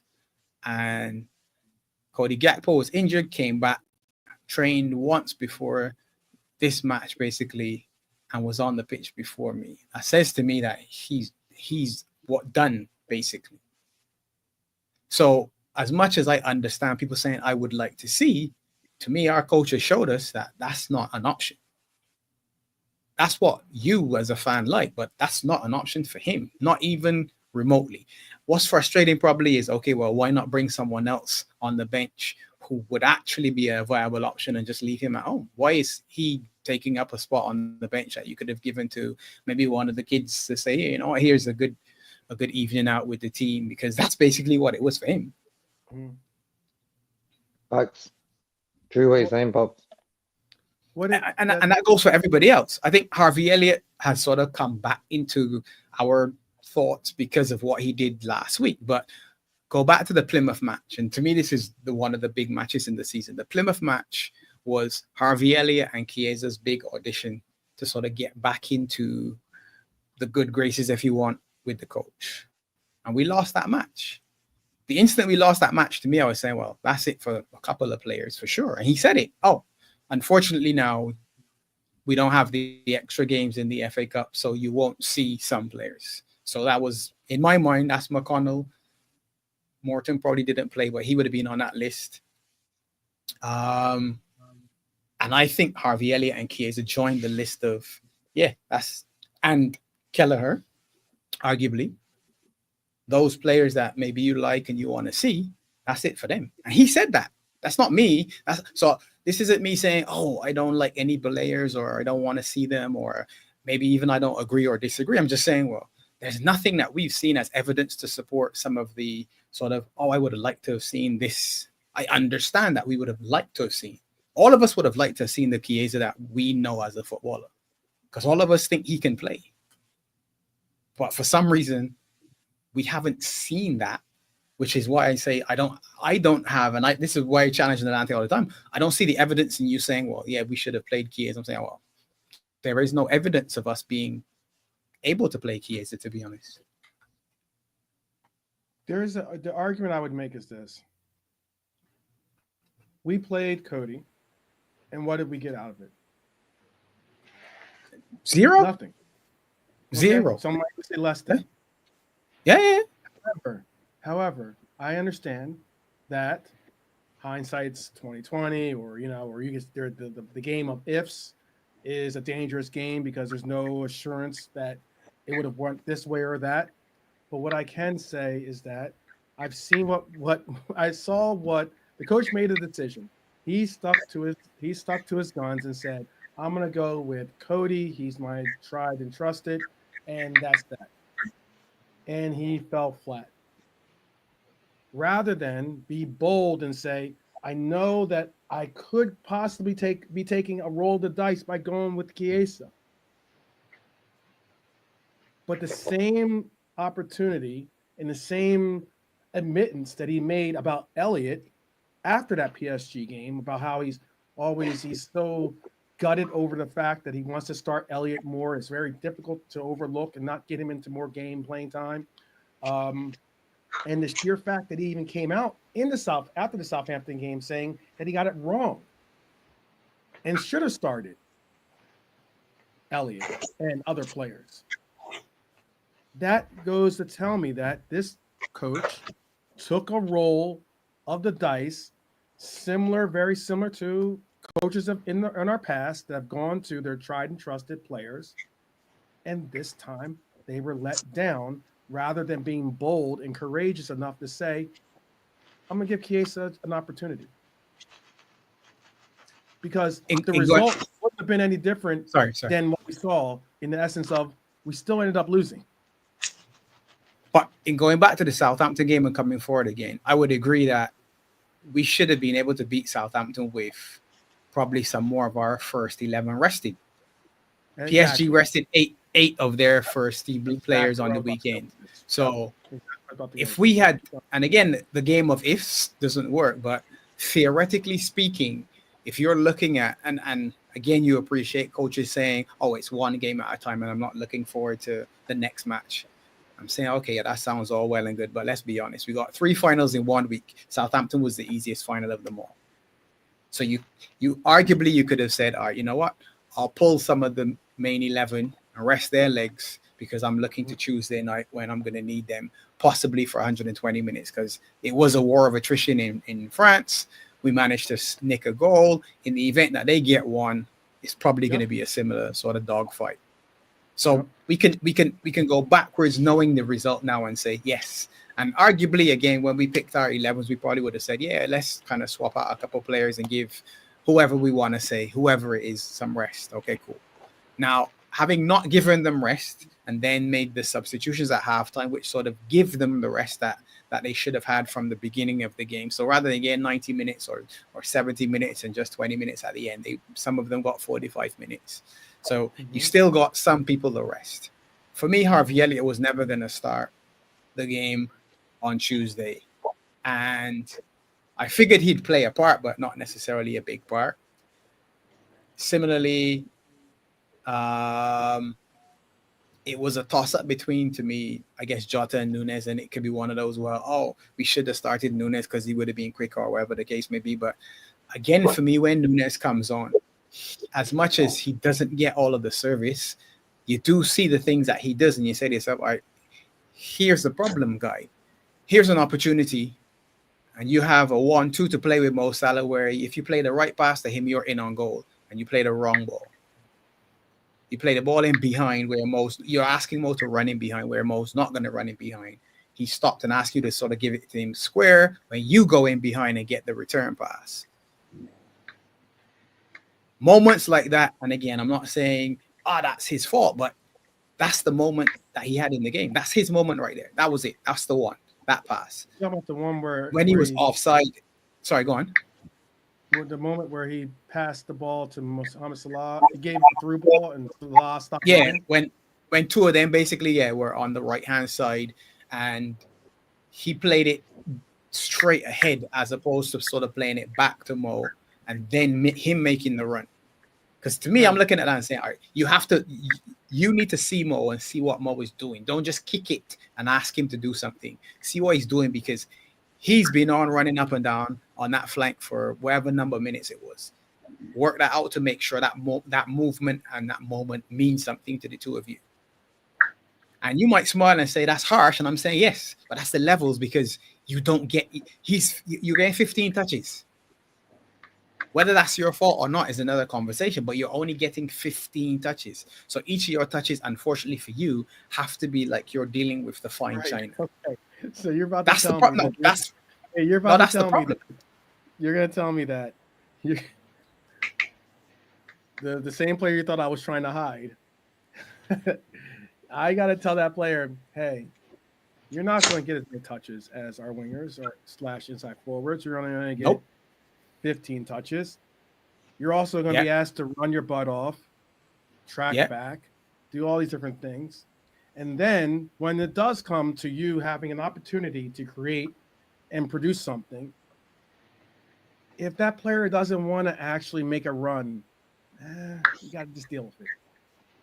Even if Mo makes the run, that's not a good pass, well. I mean, even if Mo makes the run, the pass was too straight. Okay. And again, I'm criticizing him on the level that everybody needs to be criticized on. It isn't specific to Darwin or anybody else. Mm-hmm. That's the level. The level that we're at and the level that we needs to be at that level. And that's unfortunate for him and anybody else. Jota's the same thing. Because he didn't get 15 touches. He got 14. 14. His penalty record is a good record. He's a striker, so he should be able to strike the ball properly. He's 12-1, 12 scored in 1 miss, or whatever the case may be. So he should have scored that. Being on the pitch, Curtis Jones he's who's left. If you look at what's left on the pitch, it's him. So And I don't care about the penalties because it's the lottery. You can miss and you can score. Messi's missed, Maradona's missed, whoever Yeah. you line them up, they've missed. So Yeah. it's not a Roberto God he Baggio's missed, I hate him or penalty. That's whatever. one of my Everyone misses. You know what I favorite mean? It is players what of it all is. time. He missed penalties. You know, yeah, absolutely. But in the limited, unfortunately for him, in the limited moments, and again, somebody might say, well, Haaland is the same. He misses a lot of chances. He doesn't do a lot of sort of build up work or false nine or whatever we want to say. But you know what? In between the lines, when he gets a chance, he takes his chance. Yes, he misses a lot, but he scores numbers. Now, I'm not comparing him to Nunes, but what I'm saying is that's the standard or the level that you're looking at. When you're a number 9, that's where you're going to be. Unfortunately, I keep saying it. Unfortunately, we don't do enough to keep him in that final third in between the sticks for whatever reason. And that's something that Mr. Lott will have to tell us, or in the summer we'll see. We'll see, okay, you know what? He doesn't want one of those, or you know what? Yeah, he does want one because he's just gonna buy whoever or whoever. So I just think of it as I get some of the logic that you're saying. I'm not disputing some of the points that you're making, but I just think that there's parts and points where he could have been bold and been and and made some necessary changes. You know, you spoke on Southampton. I think that the Southampton game was a game that we could have rotated. If we'd end up, even if we'd end up losing the Southampton game, it wouldn't have impacted us to the point where we're like, oh, we're going to lose the league and this is it, you know. But I don't think we would have lost the game at Southampton even with the rotated squad, you know. no, I So, agree. I don't see us losing to Southampton. right, and you spoke on how Maka was tired. You spoke on how Dom was tired. Well, then those legs that you're asking for could have been sufficiently there if they weren't being pressed into duty against a bottom of the league Southampton team at Anfield. So that Arsenal game is just going final too. By the way, 2-2 is the Desmond finishes his sermon at the Emirates. By the way. But they're tired. If they're knackered, that's one thing. But who put them in the position of that? I would like to at least know that you're going to put these players into roles and positions, setting them up in roles and positions that are going to have our best players on the pitch at the end of the game. If it calls on that, and that's on our manager. That's on our manager. That's how I look at it. He does get to take the flak, but again, I say if AB won and Ibu don't get their wires crossed and it's 0-0, the conversation just feels a little different. That's all. It doesn't feel so, because obviously we win the tie, we're in the next round, and the questions we might still be asking the same questions in and around. Okay, well, is he going to rotate now, or how do we look after the international break, and how do we manage the next round? When is that first match? Who do we play in between? How is he going to deal with those matches leading up or whatever? So it's a similar conversation, but not quite the same. Now it's more of we're questioning him and his decisions made. And some people might say it wasn't hindsight, because they would say, well, yeah, I went against Southampton, we should have rotated because they're 9 points, 58 points behind us at the point in time we played them. 58 points.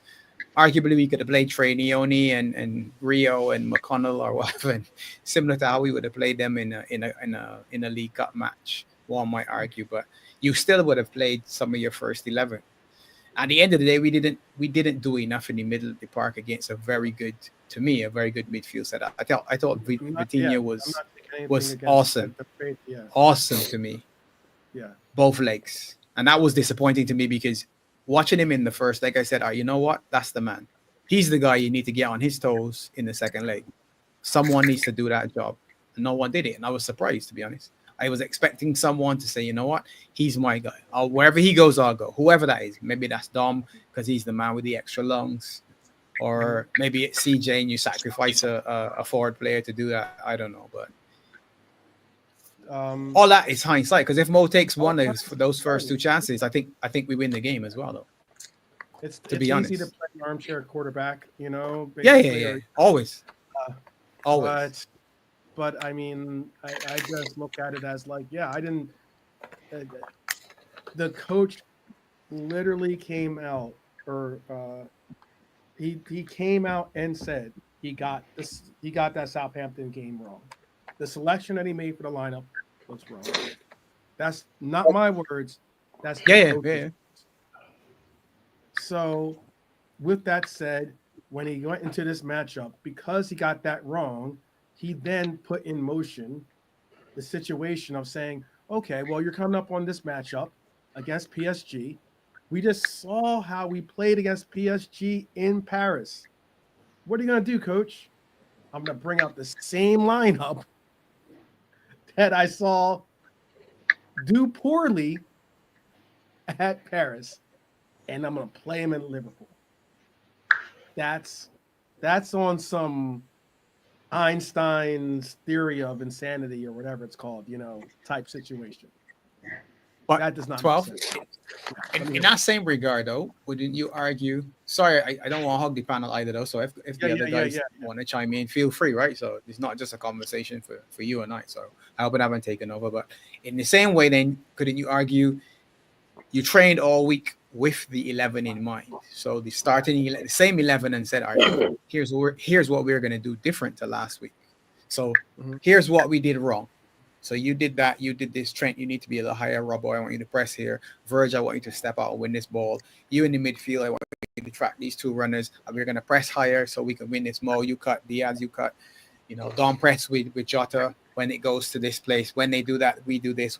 So arguably the 11, yes, being the same personnel, but the tactics should have been different. And maybe if we watch it again from a tactical standpoint, not just forget the results, just look at it and say, oh yeah, I can see what they were trying to do. It wasn't effective because to me, Paris Saint-Germain, PSG was still good in the middle of the park, which was ultimately where, to me, you win and lose games. Yes, you could have one ball over the top and someone runs onto it and scores, but generally speaking, you dictate and dominate play from within the middle of the park, so in the midfield. And they were still better than us. And they were fresher than us. Ultimately, to me, it came down to them having more legs than we did going into extra time, especially. Because we could see them starting to, our guys were struggling while they looked like they were saying, here we go. This is why we rested on the weekend, because now we've got a little extra juice in the tank that you guys don't have. Pops, panel. We had 6 subs once again in this game. We had 2. When's the last time you ever heard of a team being able to utilize 6 subs in back-to-back games? And we had it again this game. And whereas when we used our 6 subs, PSG used 3. And they didn't have tired legs going into that penalty shootout. I don't hear anyone crying about that. Panel, this is open conversation. This is Pop said. This isn't just a conversation between me and Pop. So you can chime in. Yeah, I'm not gonna call it names or anything like that. Big up. I appreciate that. All love to you. Despite you liking Liverpool, making you smile all the same. Big up.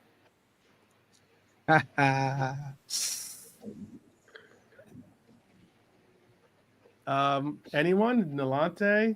Lee? Big up, Lee, by the way. Scouts in the house. Yeah, disappointing, wasn't it? They are a really good side, though. Like, we've got to hand it to PSG. They showed what a good team they are. I'm not going to say, I didn't see it coming. I felt that we could easily go out the competition, and guess what we did? But I thought we just about managed to get through.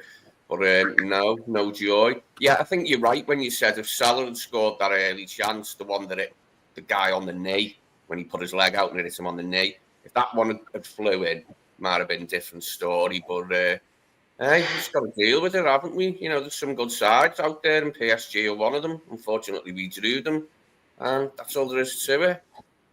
What I'm concentrating on now, from my point of view, is to have the best end to the league season. Anyway, we can forget all that foolishness that I was waffling on about, saying we can rest players in the semi-final and that.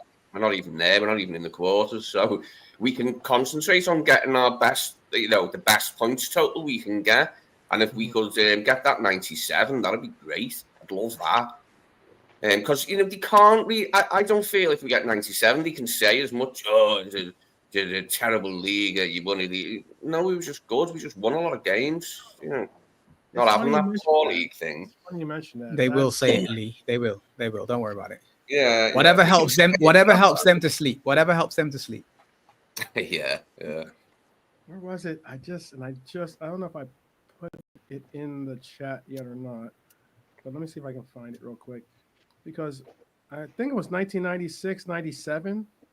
Wasn't that year that the winner of the league was like 76 points won the league, I think, or something? Yeah, United won it with 70 odd. Yeah. We were in fourth place, but they won I think it was that. Let me double check.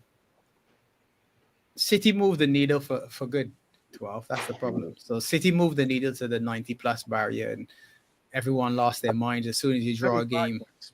75 points. That's hardly going to win the league again, is it? Yeah. Our leagues we're the worst, but yet 75 points won in 1996, 1997. That year, Manchester United won the league with 75 points. And that's nearly a different sport, 12. three teams that we all had 68 points, but it was the goal differential that separated all of us for second, third, and fourth. 3 teams at 68 points in that year. That's right, yeah. Oh, well, I'm glad you mentioned that. I'll be trotting that one out. My fingers will be on fire typing that, every time someone say, what about United in their 70-odd point season? Nah, Lee, don't do that. Don't sink, Lee. Don't sink, Lee. Don't let them drag you into that. Don't sink. Don't give it oxygen, as Brian would say. Don't sink. Don't sink. Yeah, don't sink. What year was that, though? Sorry to interject. What year is that? 96, different 97. sport. 96, 97. Yeah, that's a different 2 points sport, for a man. win. It's 2 points for a win. That's 30 years ago. It's a different No, sport. it's not in 96, 97, mate. 98. You kidding me? It was 2 points for a win until 96, 97. 3 points for a win. Start in 98. No, that's not the case. Because Manchester United had 21 wins. 3 times 21 would be 61. 63. 63. And then they had 12 draws. So they had 12 draws. That's it. 21 wins. That's 75 points. 75 points. Yeah, our madness was that 2 points for the season one. I think it was 78, 79. That was a great season where we hardly conceded any goals. It was like Mourinho proportions, the amount of goals we conceded. It was like Mourinho. I know, I'm looking at the table right now. 38 games played, 21 wins, 12 draws, 5 losses is what they had. And they had 75 points. In what year? 1996, 97. 97. 1914. That's a different sport, man. That's 30 years ago. The Invincibles got 90. That I'm not speaking either. That's my gauge. That's the gauge I use. The Invincibles got 90. That's my gauge. Yeah. I didn't know they got 90 pots. I thought it was that's 88. No, that's why we need to get more than 90. That's the agenda I'm running. Get me more than 90. I won't be shy throwing that back in their faces if Arsenal fans start with that jazz. I'm just going to say, well, all right, what about your invincible season, where you didn't get as many points as we did? Was that a poor league? Also, Newcastle, Arsenal, and us had 19 wins that year, which would have been 57. 57. Yeah, the following season was when Newcastle beat Barcelona in the Champions League, wasn't it? Because they got second on goal difference and they were in the Champions League, and that was when Kenny was manager. We all went 19, 11, and 8. Newcastle, Arsenal, and us went 19, 11, and 8 that year. But the goal differential of 33, 30, and 25 separated us. And we ended up on 68. Yeah, no, sorry, Norm was 81. I asked Google and it said 98, and I asked it again and it said 81. So you can't trust Google for anything. Yeah. True. Google setting you up. Yeah, it was a bit of a shock that last night. I was a bit tired by the time the penalties took place. Like after half an hour of extra time, I was throwing them down my neck. And I've even forgot now who missed the second one. Darwin missed the first one. Who missed our second? Love it. Curtis. Jones. Curtis missed our second. Curtis, man. Third goal.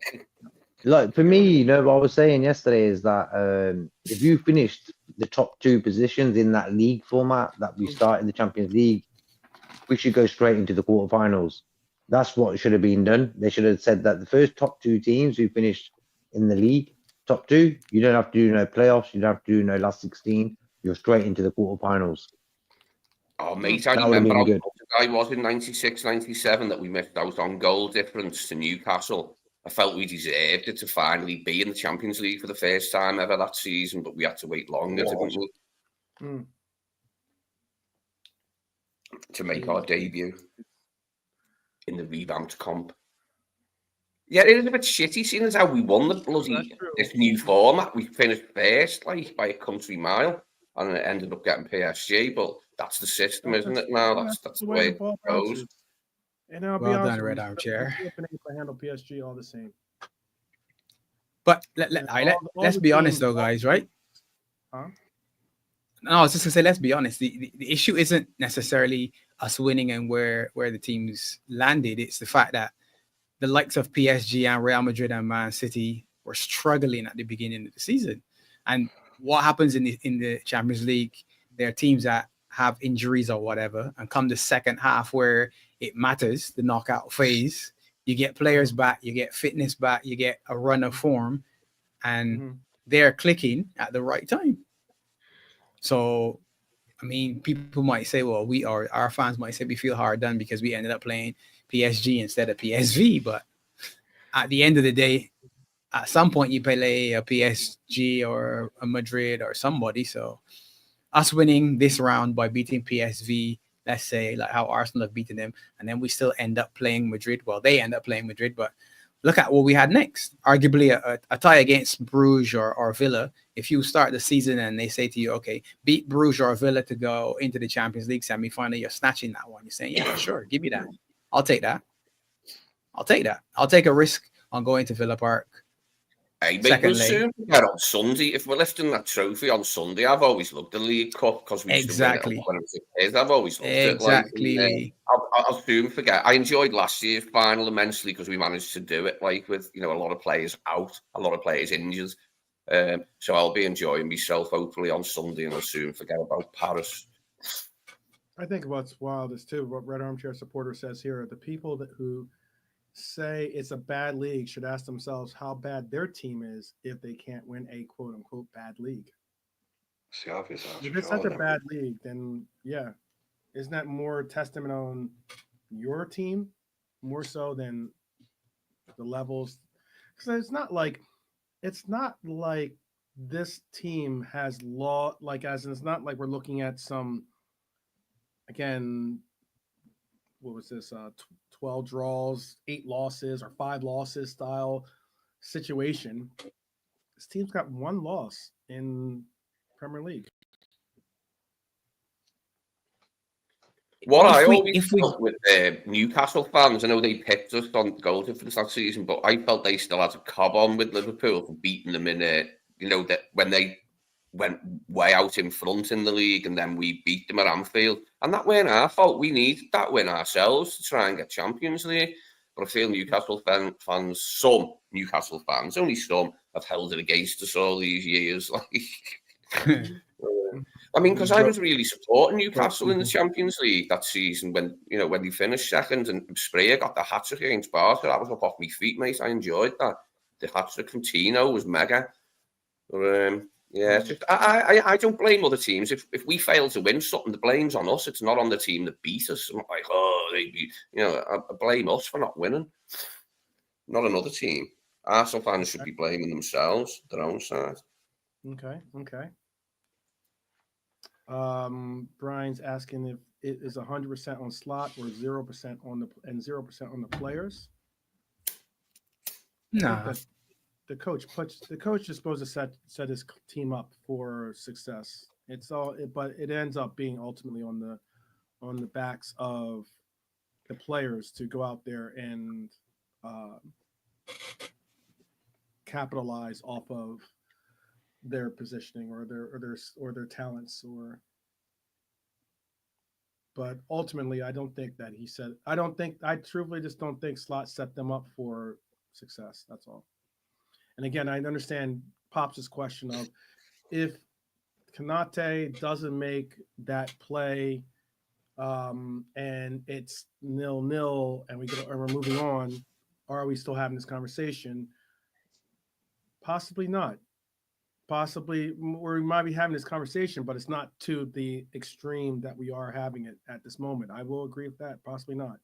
But I will say, though, that being that Kanate did make another a bonehead play, and then the game before we had a bonehead play from Virgil, that's concerning. That's concerning. And what is even more concerning is that we have a final coming up against us that hopefully we can get these players rested. But we're going up against another team that has played against us well, albeit it was at their park, but has played against us well, has some quote unquote, incredible strikers.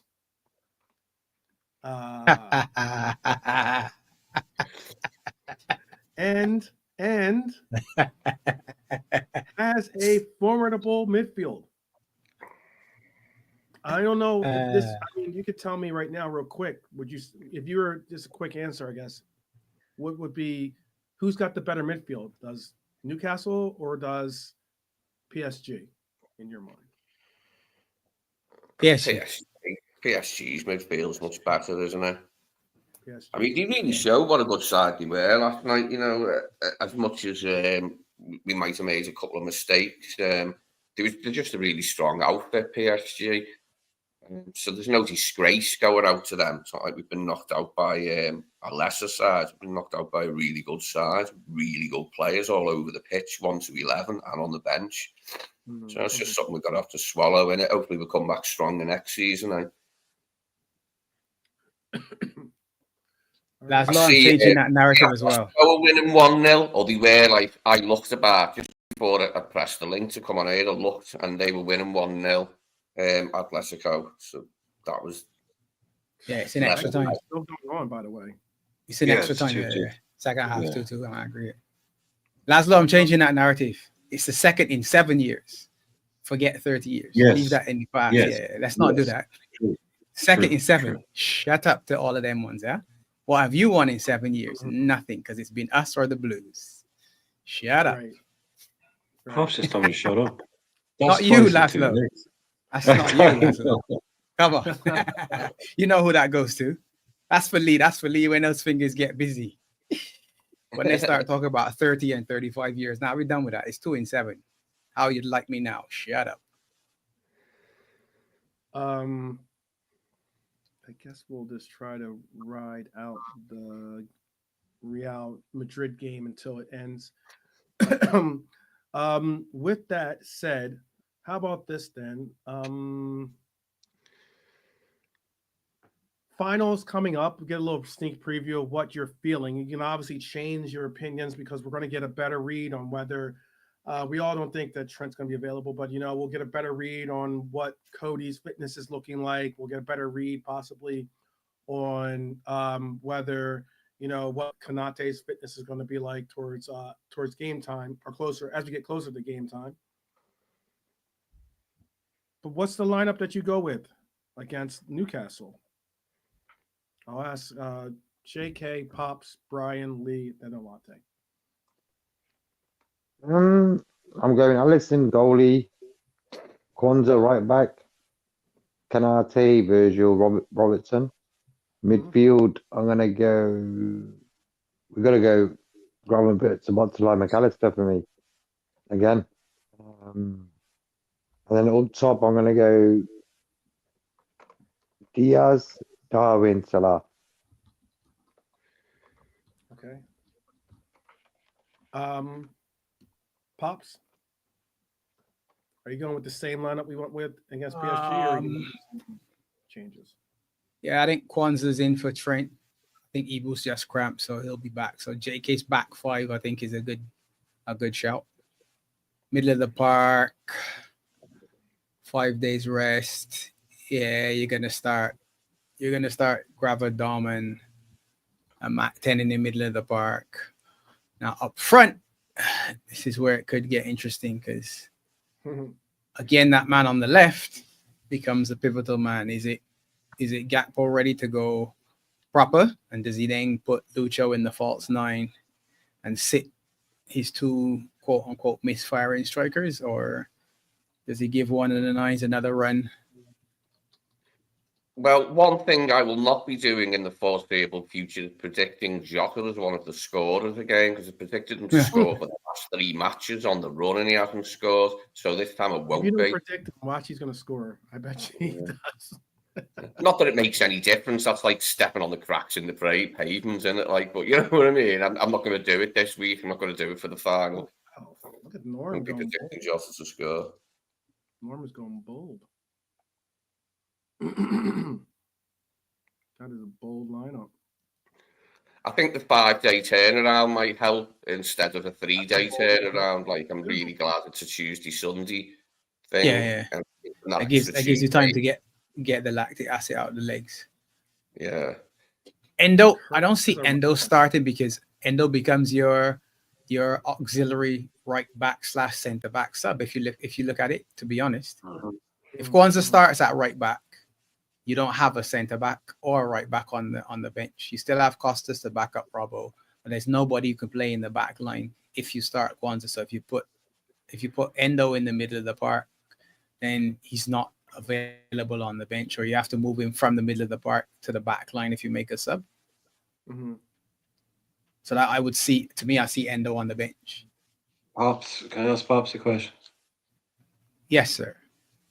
If 12 man is okay. Oh, yes. Go ahead. Do we think the fact that Anthony Gordon isn't playing will have a kind of an effect on our right back? Is that make it more of a kind of an easier? Potentially. You He has been. arguably I'm then, not a fan of him to come to Liverpool. I would never want him at Liverpool, but he's not having a bad season. He's not a bad player. I just don't rate him as a Liverpool sign, and when they were linking him. But yeah, it's bound to have it can only help, can't it, that one of their better forwards is not playing. Is Bradley fit? Is he? Is Conor Bradley fit? No. No. I thought he was back fit. Go ahead. Your answer is no. Sorry? Your answer is no. No, that was no to Conor Bradley being fit. Sorry. Oh, okay. I figured their front 3 will be Harvey Barnes, probably Murphy on the other side, Isak up front. So it's Harvey Barnes on the left. He's still, I would say, a tricky customer to deal with if you put Kwanzaa right back, to be honest. He's quicker than Endo. So if you're looking at playing Endo at right back as well, I think he's quicker than Endo.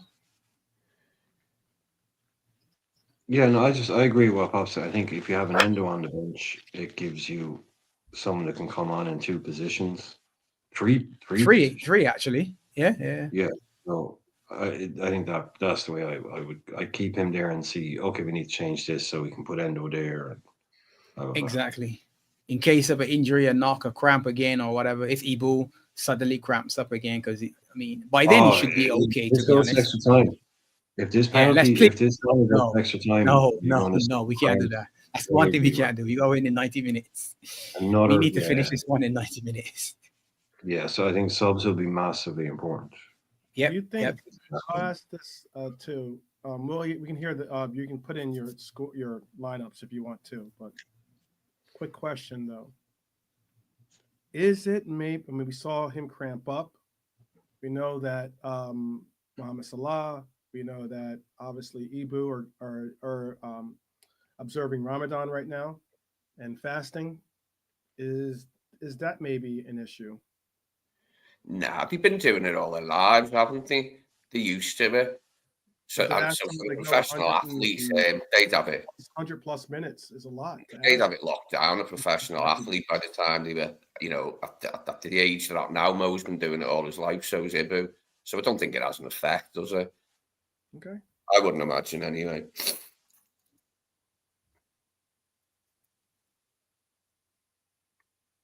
Does anyone else have an opinion on that one?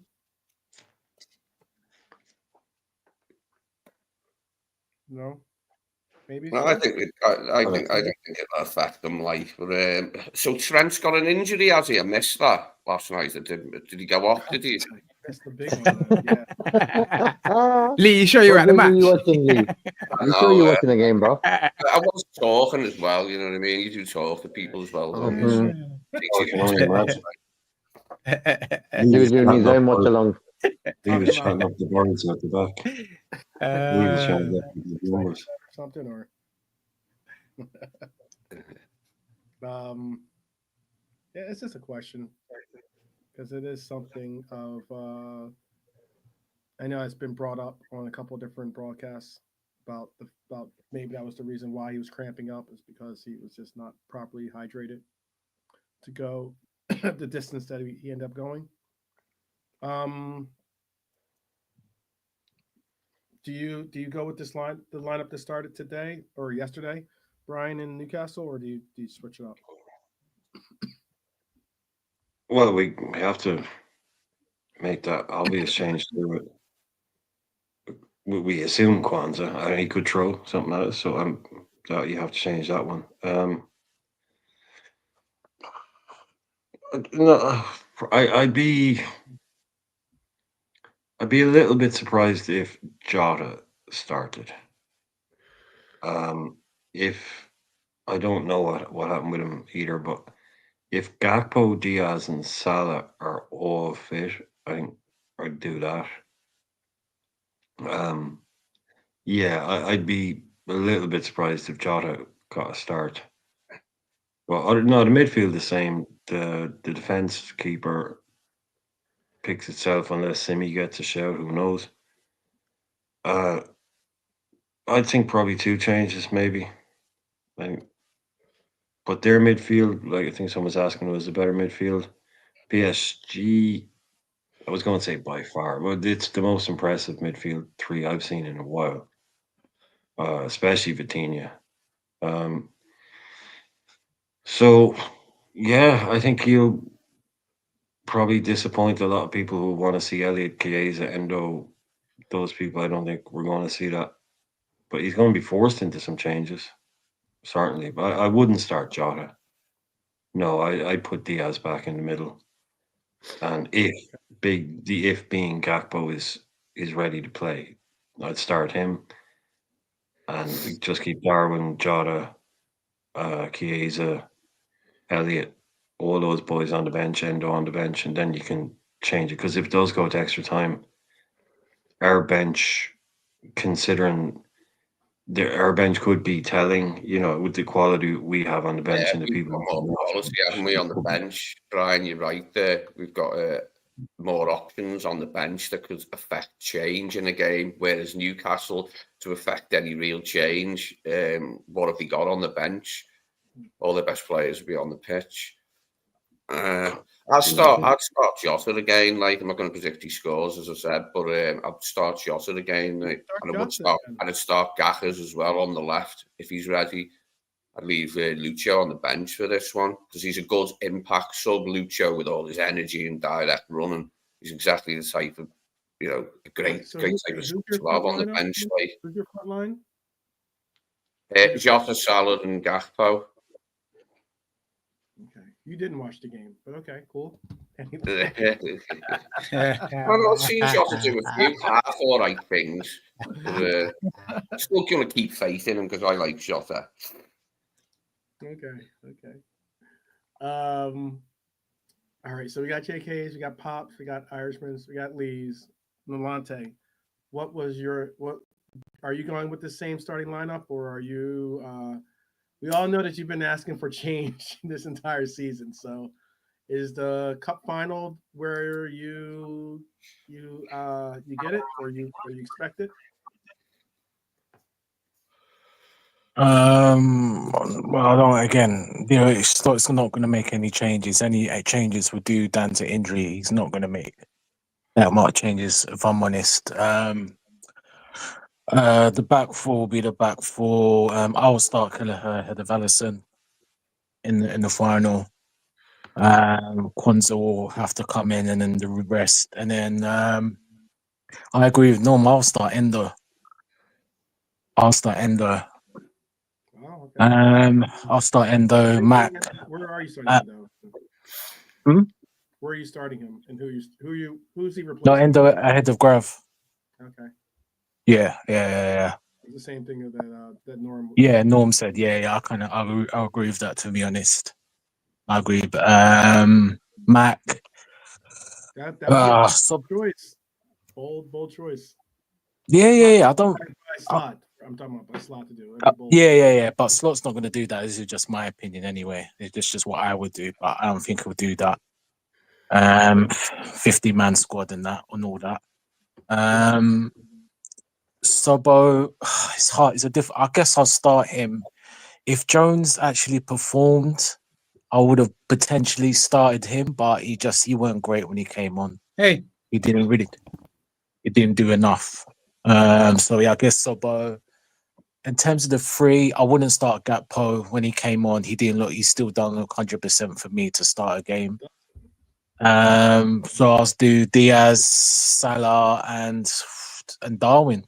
Yeah, that'll be my front three. Okay. Interesting. Very interesting. I wouldn't prescribe the 4-2-2 thing in this matchup.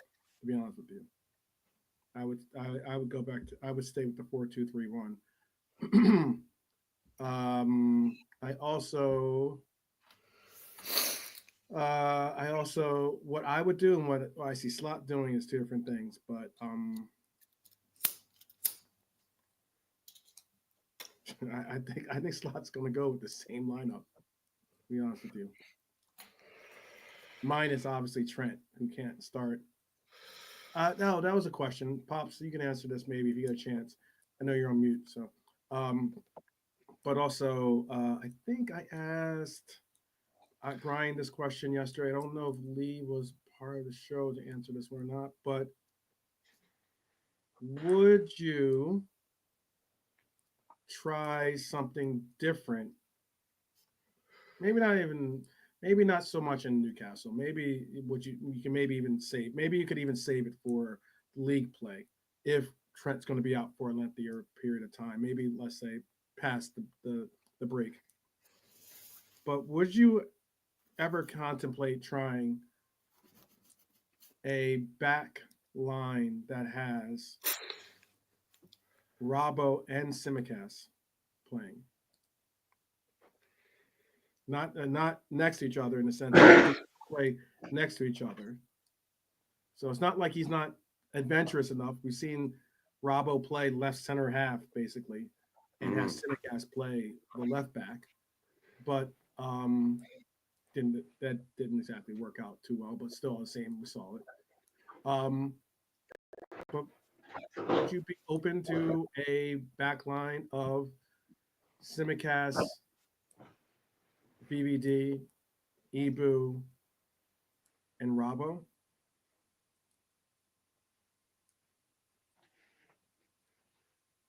Would anyone object? As in Robbo right back, Lee, is what he means. Or Simi at right back, whichever one you want to put in. But play one of the left and right back is what he's asking.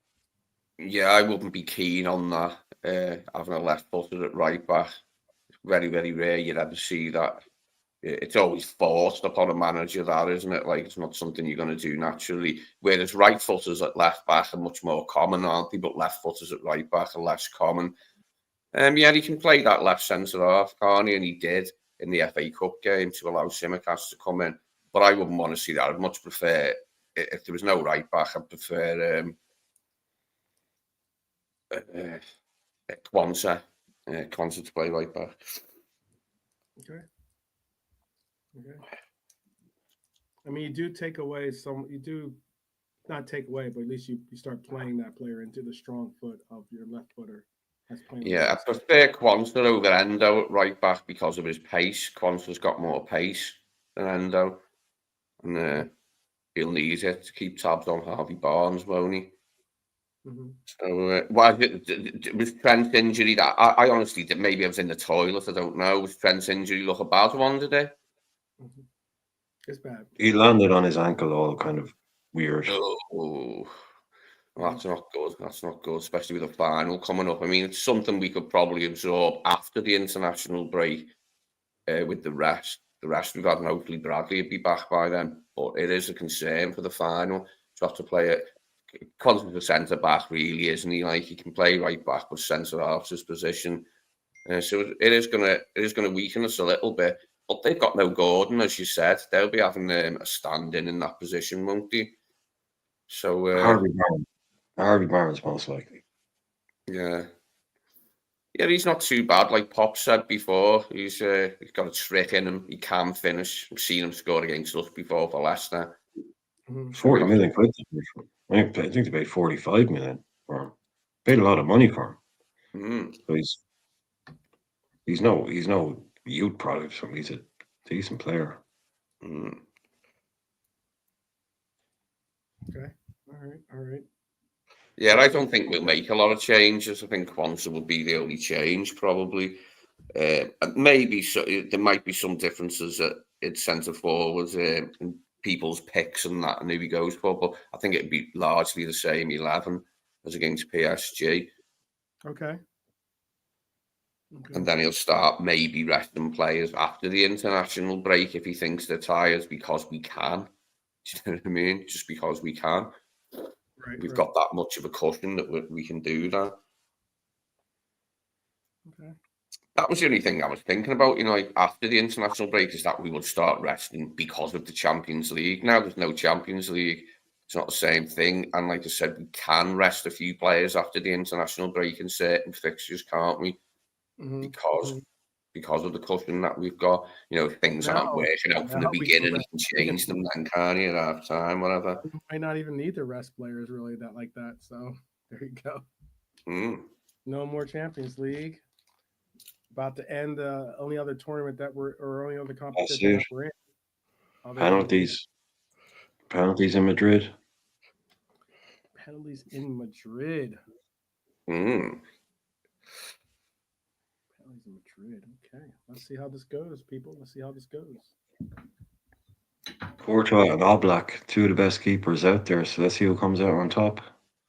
I know. There is an episode I'm gonna do that's gonna address that. Do you think Oblak's better than Ali? What? No, I said Courtois and Oblak, two of the best keepers out there. I know. I'm not asking. I didn't say that one was better than Ali. I just saying that they're on the pitch together. I said they're two of the best. Said you did. I'm asking the question. Yeah, now that we're out, I don't mind Real Madrid winning again because they're so far out in front on 15 that we're never going to catch them. But I don't want Barca ended up on 6 with us and Bayern. Odd enough sharing third place with one team, don't want to share it with 2 teams. So they're the teams that I don't want to win it. Obviously, the teams that are similar to us, Bayern are on 6 and Barca are on 5, aren't they? By the way, I already said that I would have already switched out. I think Ali is the best in the world, but yeah, I would have switched him out yesterday for penalties. I would have done and throwing in Kells. Yeah. Cold. Yeah. That's a big ass, 12. It's a big ass. That's a real big ass. That's a real big ass. Yeah. Tommy Tuchel's done it before. Yeah, international managers have done it as well. I think the Dutch did it, right? Yeah, the Dutch did it in I want to say the World Cup or something. They did. They brought on I can see Krul. Yeah. Newcastle. Tim Krul for big hands. Cillison. I think Cillison was in goal. Maybe Cillison from Barcelona, right? Yeah. Yeah, I think that was probably known beforehand as well, though. I think because Yeah. I think they probably knew they were going to do that. So look, They agreed if upon it that goes to and penalties, arranged it. yeah, agreed upon it I basically. think that they Yeah. knew Chelsea, and when he was at Chelsea, they knew it too because he did it the game before. I think it was like the game before they did it once before that too. I'll Well, there never was the Kepa I'll thing where Sarri wanted to take him off, and Kepa refused to come off for the penalty shootout. Oh yeah, There you was brought when Sarri was there, he wanted to take off Yeah. Kepa for a penalty shootout. It was like, nah, mate, you're all right. And Sarri was just losing his mind on the touchline. I know he Absolutely probably was. losing I his remember mind. that one. So Sarri started to walk out the stadium as well. I'm all good. I gave him the little wink. Kepa was winking. I'm going, no, you're all right. You're all right. He's like, no, you're coming off. Kepa was like, nah, I don't think so. Kept a wave. I think I'll stay on. No, I'll be here. That's not how it works, You dude. relax. Yeah. The You one relax, thing Kepa. that No, you're all right. You're all Sarri was that he used to have a right. slight Spoken about city by the 55. tunnel. You know what I mean? Because you could see he knew he was being naughty and he had to hide by the tunnel to have a ciggy, Sarri. You used to see coaches like Johan Cruyff just sit there chain smoking on the bench, but that's no longer allowed. He had to like nip off by the tunnel to have a smoke, Sarri. Got a kick out of that, made me laugh. On the note, just like doing a naughty thing. I'll never That's what understand 75 million gets her. Tuchel. I'll never understand why Bowley sacked Thomas Tuchel. That was a bonehead play. I'm glad he did because it ushered in an era of instability that Chelsea are still in, aren't they? Like, you know what I mean? Still struggling. And they're in the bloody Conference League. So it was a good move. But a bad one. It was the wrong thing to do, but it was a good move from my point of view. Sacking Tuchel. Mbappe steps up and delivers. Easy one. Easy one. Big man up first. That's what Shearer was. Shearer was saying that as well. He said he loved being the first guy. He said you want to take the first pen. They won the toss, so it's Take kind the of first like one. you put the op under pressure. Yeah, you put them under pressure. You're 1-0 up basically. Even though it's penalty shootout, on the board. Alexander Sorloth, Jesus, Courtois is massive. He's absolutely massive. Oh, good pen. Good pen. The ex-Crystal Palace Sorloth, everyone's laughing at him how bad he was at Palace. He went off to Turkey, ripped it up. Now he's got to move to Atletico Madrid. He's scoring pens. Crazy that, isn't it? Because he was pretty useless in the Oh, he was Premier League. awful at Palace. He was terrible at Palace. I think he had I don't know, he like 1 in 15 or just a really bad record, whatever it was. Shows you, man. Can end up in a never write him off kind of thing. It'll be interesting to see if Bellingham is up next. Interesting to see if Hendrick takes one. It's a lot of pressure on a young kid if it's a big one. They brought him on late. 2-1. He goes bottom right-hand corner. Yeah, smashes it. Smashes it. Both of them in the they've figured out fucking the spot because they were doing the whole thing beforehand. All Black's gone the wrong way both times. Mm-hmm. Well, how about But you this? should score the pens. We'll Pens get should be scored. you will get your wish. Madrid will be knocked out of this. Madrid will be knocked out, one way or another.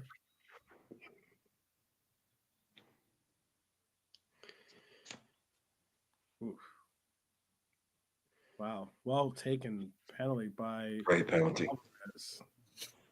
Great penalty. He's been watching Mo Salah lash it into the top corner. There's no, Lash it in there. I mean, he just hit the roof on that. 12, guys, I'm going to jump. Thanks for having me on as usual. We're gonna just All Have right, a good man. evening, everyone. A good night. That's pop. for this. Good to Hi, see man. you, bro. Yeah, Lee. Take care, everyone. Up the Reds. Take care, pops. Up the Reds all. Yeah. We'll win the League Cup. We'll Hope the weather win the stays. League Cup on Sunday. We'll feel better. Don't worry. We'll see 12 man smiling again and lift the clouds that hang over us right now. Right? Yeah, we have the remedy, don't we? We have the remedy to cure this ailment that we're all feeling today. Sunday will soon. Well, PSG had the poison. PSG had the poison. We need to get the remedy, as the prodigy would There say. we go. There we go. All right, guys. Have a good one. Big up the chat. Okay, you too. You too. Cheers. Why is VAR looking at this goal? Why were they looking at it? Is VAR looking at one of the pens? Yeah, they were looking at it. Must have been the keeper coming off his line, I'd imagine. Ooh. Oh, I think they're. I think I know what he's gesturing. Bush. Every single time. Yeah, he's saying it didn't hit his knee. They were saying it hit him twice. And he was saying no, it didn't. Valverde. Jesus. Every single time All Black, they've gone to your left. He's guessed right every time. I mean, he's not guessed right. They've gone right every time. Valverde is fucking pumped up. That's some trash that they said that they took that away. They took Alvarez's. Yeah, they did. They cancelled it. Yeah, they're out there saying hit him twice. I thought it'd be a retake. Okay, that's typical fucking Real versus Atletico. Real Madrid, man. Real. You gotta save them. Yeah, Real are up because the Atletico or the Alvarez penalty was ruled out because they said hit him twice. I thought he'd said no, the gestures he was making. Then he says, yeah, he's got to save this one. And he needs to save this one. He has to save this one.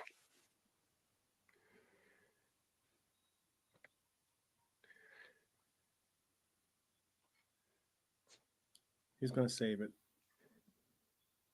Come on, Jan. He saved it. Here you go. Big Yansky. Yes. And he does. And he does. That's what you need. Keeps his team in it. No VAR assistance needed for that one.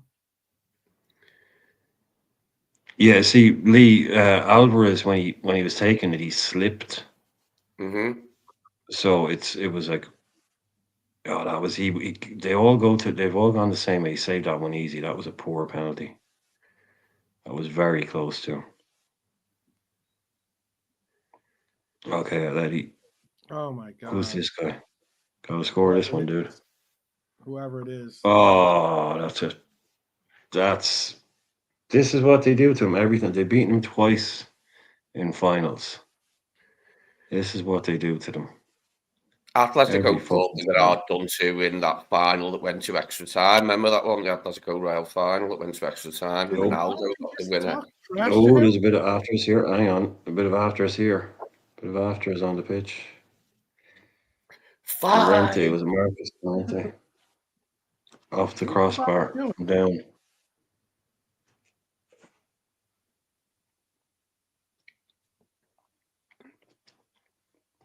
(3-2) is This what we is have it now. currently. This is it now. And it is Rudiger stepping up. And oh my goodness. Real Madrid are through. Not surprised. Oh, he nearly saved. He nearly saved it. He came so close to stopping that. That is. Oh, now they're all running and celebrating in front of the Atletico fans, which is always good. Oh no. Those Atletico fans are in tears, most of them. They do it to him every time. Every time Madrid do it to him. I know, it's horrible, isn't it? I would hate to be an Atletico fan to have his City rivals. It'd be like us doing it to Everton in a parallel universe.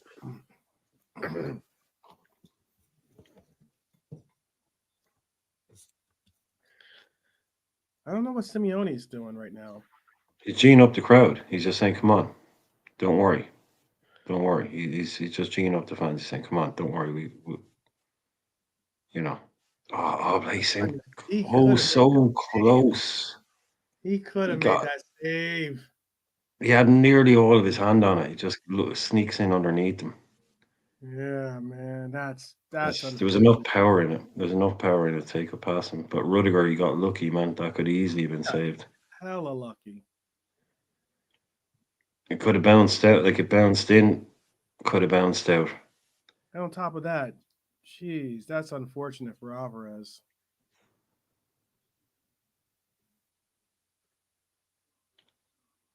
You gotta love Simeone. I love him. Look at Real Madrid acting like they just won the final. They're sitting there going crazy. Valverde is just going absolutely bonkers on, no pun intended, on the. Yeah, I wouldn't be dancing in front of the Atletico fans like that, to be honest with you. I'd be running and dancing in front of my own That's supporters. Real Madrid, though. It's a derby, bro. That's what they're happy, isn't they? Yeah, that's Real Madrid for you. Yummy. I know they're not even gracious winners, Real Madrid, it has to be said. Yeah. They're just not. Yeah. All right. That's them out. Wow. I think they have a cup final against them at the weekend as well, if I'm not incorrect. I think they have a cup, or they have a game against them again on Sunday, I think. Mm-hmm. I think the commentator said that earlier. What a unfortunate result for them. I can't wait to see the Alvarez thing then. They're undone them. Can't wait to see that. The Alvarez thing was just, that's wild. You rarely see that. Yeah, they thought they were hard done to in that final. I think, was it 14-15 or 15-16, was it, when Atletico played Real last in the final? There was seven. There was two. There was two in 3 years. I think they played them in 16 and then 18 or 7. You know, but yeah, the 15, 16, and the 18 season. Mm-hmm. They played them. I think it was like, and then they missed one, and then they played them in the one after that again. So they've lost two finals in 3 years, basically. I think they lost against them. I know they felt they were hard done to in that one where Ronaldo scored the winner in extra time. That was the penalty one. That was the penalty. They lost that one on penalties. The other one was they were 1-0 up for a long time. I think Godin scored, and then it went 1-1 late on. Yeah. Really late. It went to 1-1, and then they lost 4-1 in extra time. They collapsed in extra time. That's it. Yeah, that's the one I remember. You're thinking of Barcelona, by the way. Not Real. They go against Barcelona, not Real Madrid. But oh, is it Barca? Yeah, just to comment. I kind of half heard a commentator saying they have a final at the weekend. Barca face Barcelona. Barcelona, yeah. Next game in La Liga, and then they also face them in the Copa del Rey in the weekend. Oh, it's in the Copa final, yeah. Yeah, they'll probably lose that as well. No. Yeah, they're an unlucky, whether you call them unlucky or whatever, but they've had some heartbreaks, especially up against those lads. I mean, imagine having to play them as your local rivals twice every year. Bloody Real Madrid. I mean, let's get real. If you want to talk about a real race right now, that's what you're seeing in La Liga. Currently at the top of the league is 57 points. Excuse me. 57 points is Barcelona. Real Madrid also on 57 points. But in second place is Real Madrid. And in third place is 56 points, Atletico Madrid. Oh, yeah. Yeah, it's a proper race. Tight match. I mean, Athletic Club is in 49 points in fourth.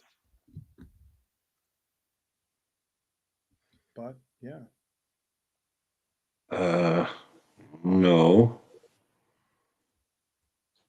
Not at all. True on. Not at all. See Arsenal get I want to see Arsenal get 7-1 the other way. Arsenal are going to get a pounding, I reckon, off Real Madrid.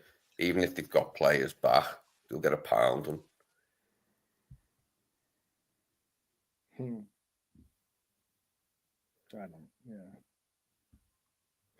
not bothered about Madrid winning it now. They've got that many. They're like impossibly far out in front of everybody else. Got more than double what second place has got. So, yeah, if they win it, fair dues. I never like seeing them win it, but I prefer them, as I said, because I don't want to share third spot with Barca as well as Bayern. and I don't want Bayern to go ahead of us, so don't want Bayern or Barca to win. Real Madrid do. Yeah, I don't want Arsenal to win though. The lesson of three evils. Well, yeah, someone's got to win it. Give Someone's gotta win. PSG. So then we can say the only team that knocked us out was the winners. There you go. That make you feel better. Yeah, I never thought of that actually. They have got a chance now, haven't they? Well, we'll see. We will see. We will see. Someone's got to win it. Certainly have to worry about is we won't have to worry about any games other than our league final coming up, which is on Sunday. We'll definitely do a preview on Saturday. And we will have I have like an actual interesting episode to include. We have to decide on Thursday or Friday. So I'm gonna see what the guys are available for. And we will have hopefully you here with us to partake in that. Maybe even KJ might be able to join us on the panel. I know his work schedule hasn't been permitting, but hopefully possibly maybe he can join us. But all the same, we wanted to say thank you for joining us, definitely.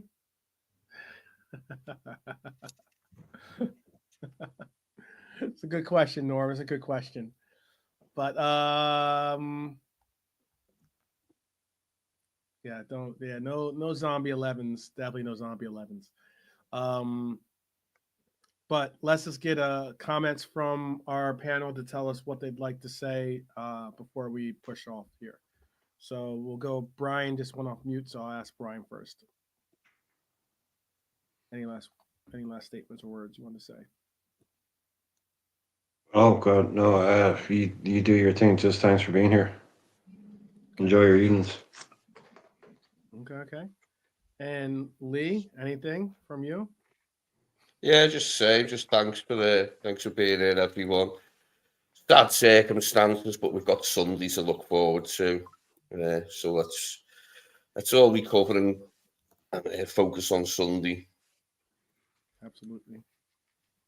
And Tom the Red, okay. And then JK, do you have anything you want to say? Yeah, bro. Just get ready for the final Sunday. Okay. Press the like. Press the like. Yeah. Anyone? Sorry. Yeah. Anyone? Oh, sorry, Jacob. Anyone in the chat?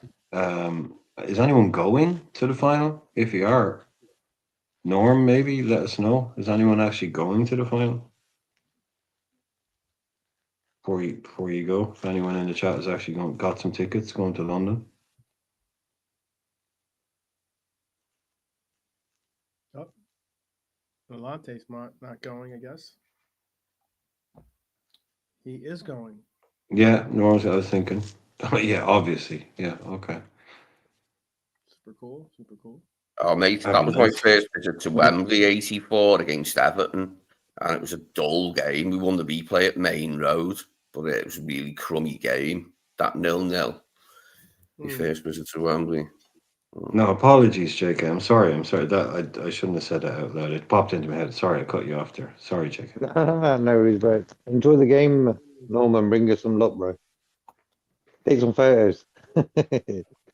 Yes, for sure. Share some of your memories with us for sure. Be definitely appreciated. And well, since Lante's not here, I'll say peace out for him as well. And I will say certainly, I hope that's great. That Wednesday is a good day for all of you, despite our Tuesday horrible situation. But we bounce back. We pick ourselves up, and we go again. So we look at it that way. At least I'm looking at it that way. Hopefully, you look at it some way similar. And yeah. Oh, goodness. Okay, Max. Okay. We still got it. Oh, Peace and blessings. Max only rates the European Cup. We know that. There you go. Well, all the same. Definitely Big up, Mike. blessings to you all, and I guess Me into too. all good night. We will be joining you tomorrow for another episode. Again, we're gonna figure out if it's gonna be tomorrow or Friday. It's gonna be the episode that I have in mind for us tomorrow. So, little teaser should be worthwhile either way for you to join us tomorrow. So stay positive, stay red, and let's definitely stay with each other on by joining tomorrow on the episode that we have in on deck for you. So until then, as always, up the Reds and definitely take care.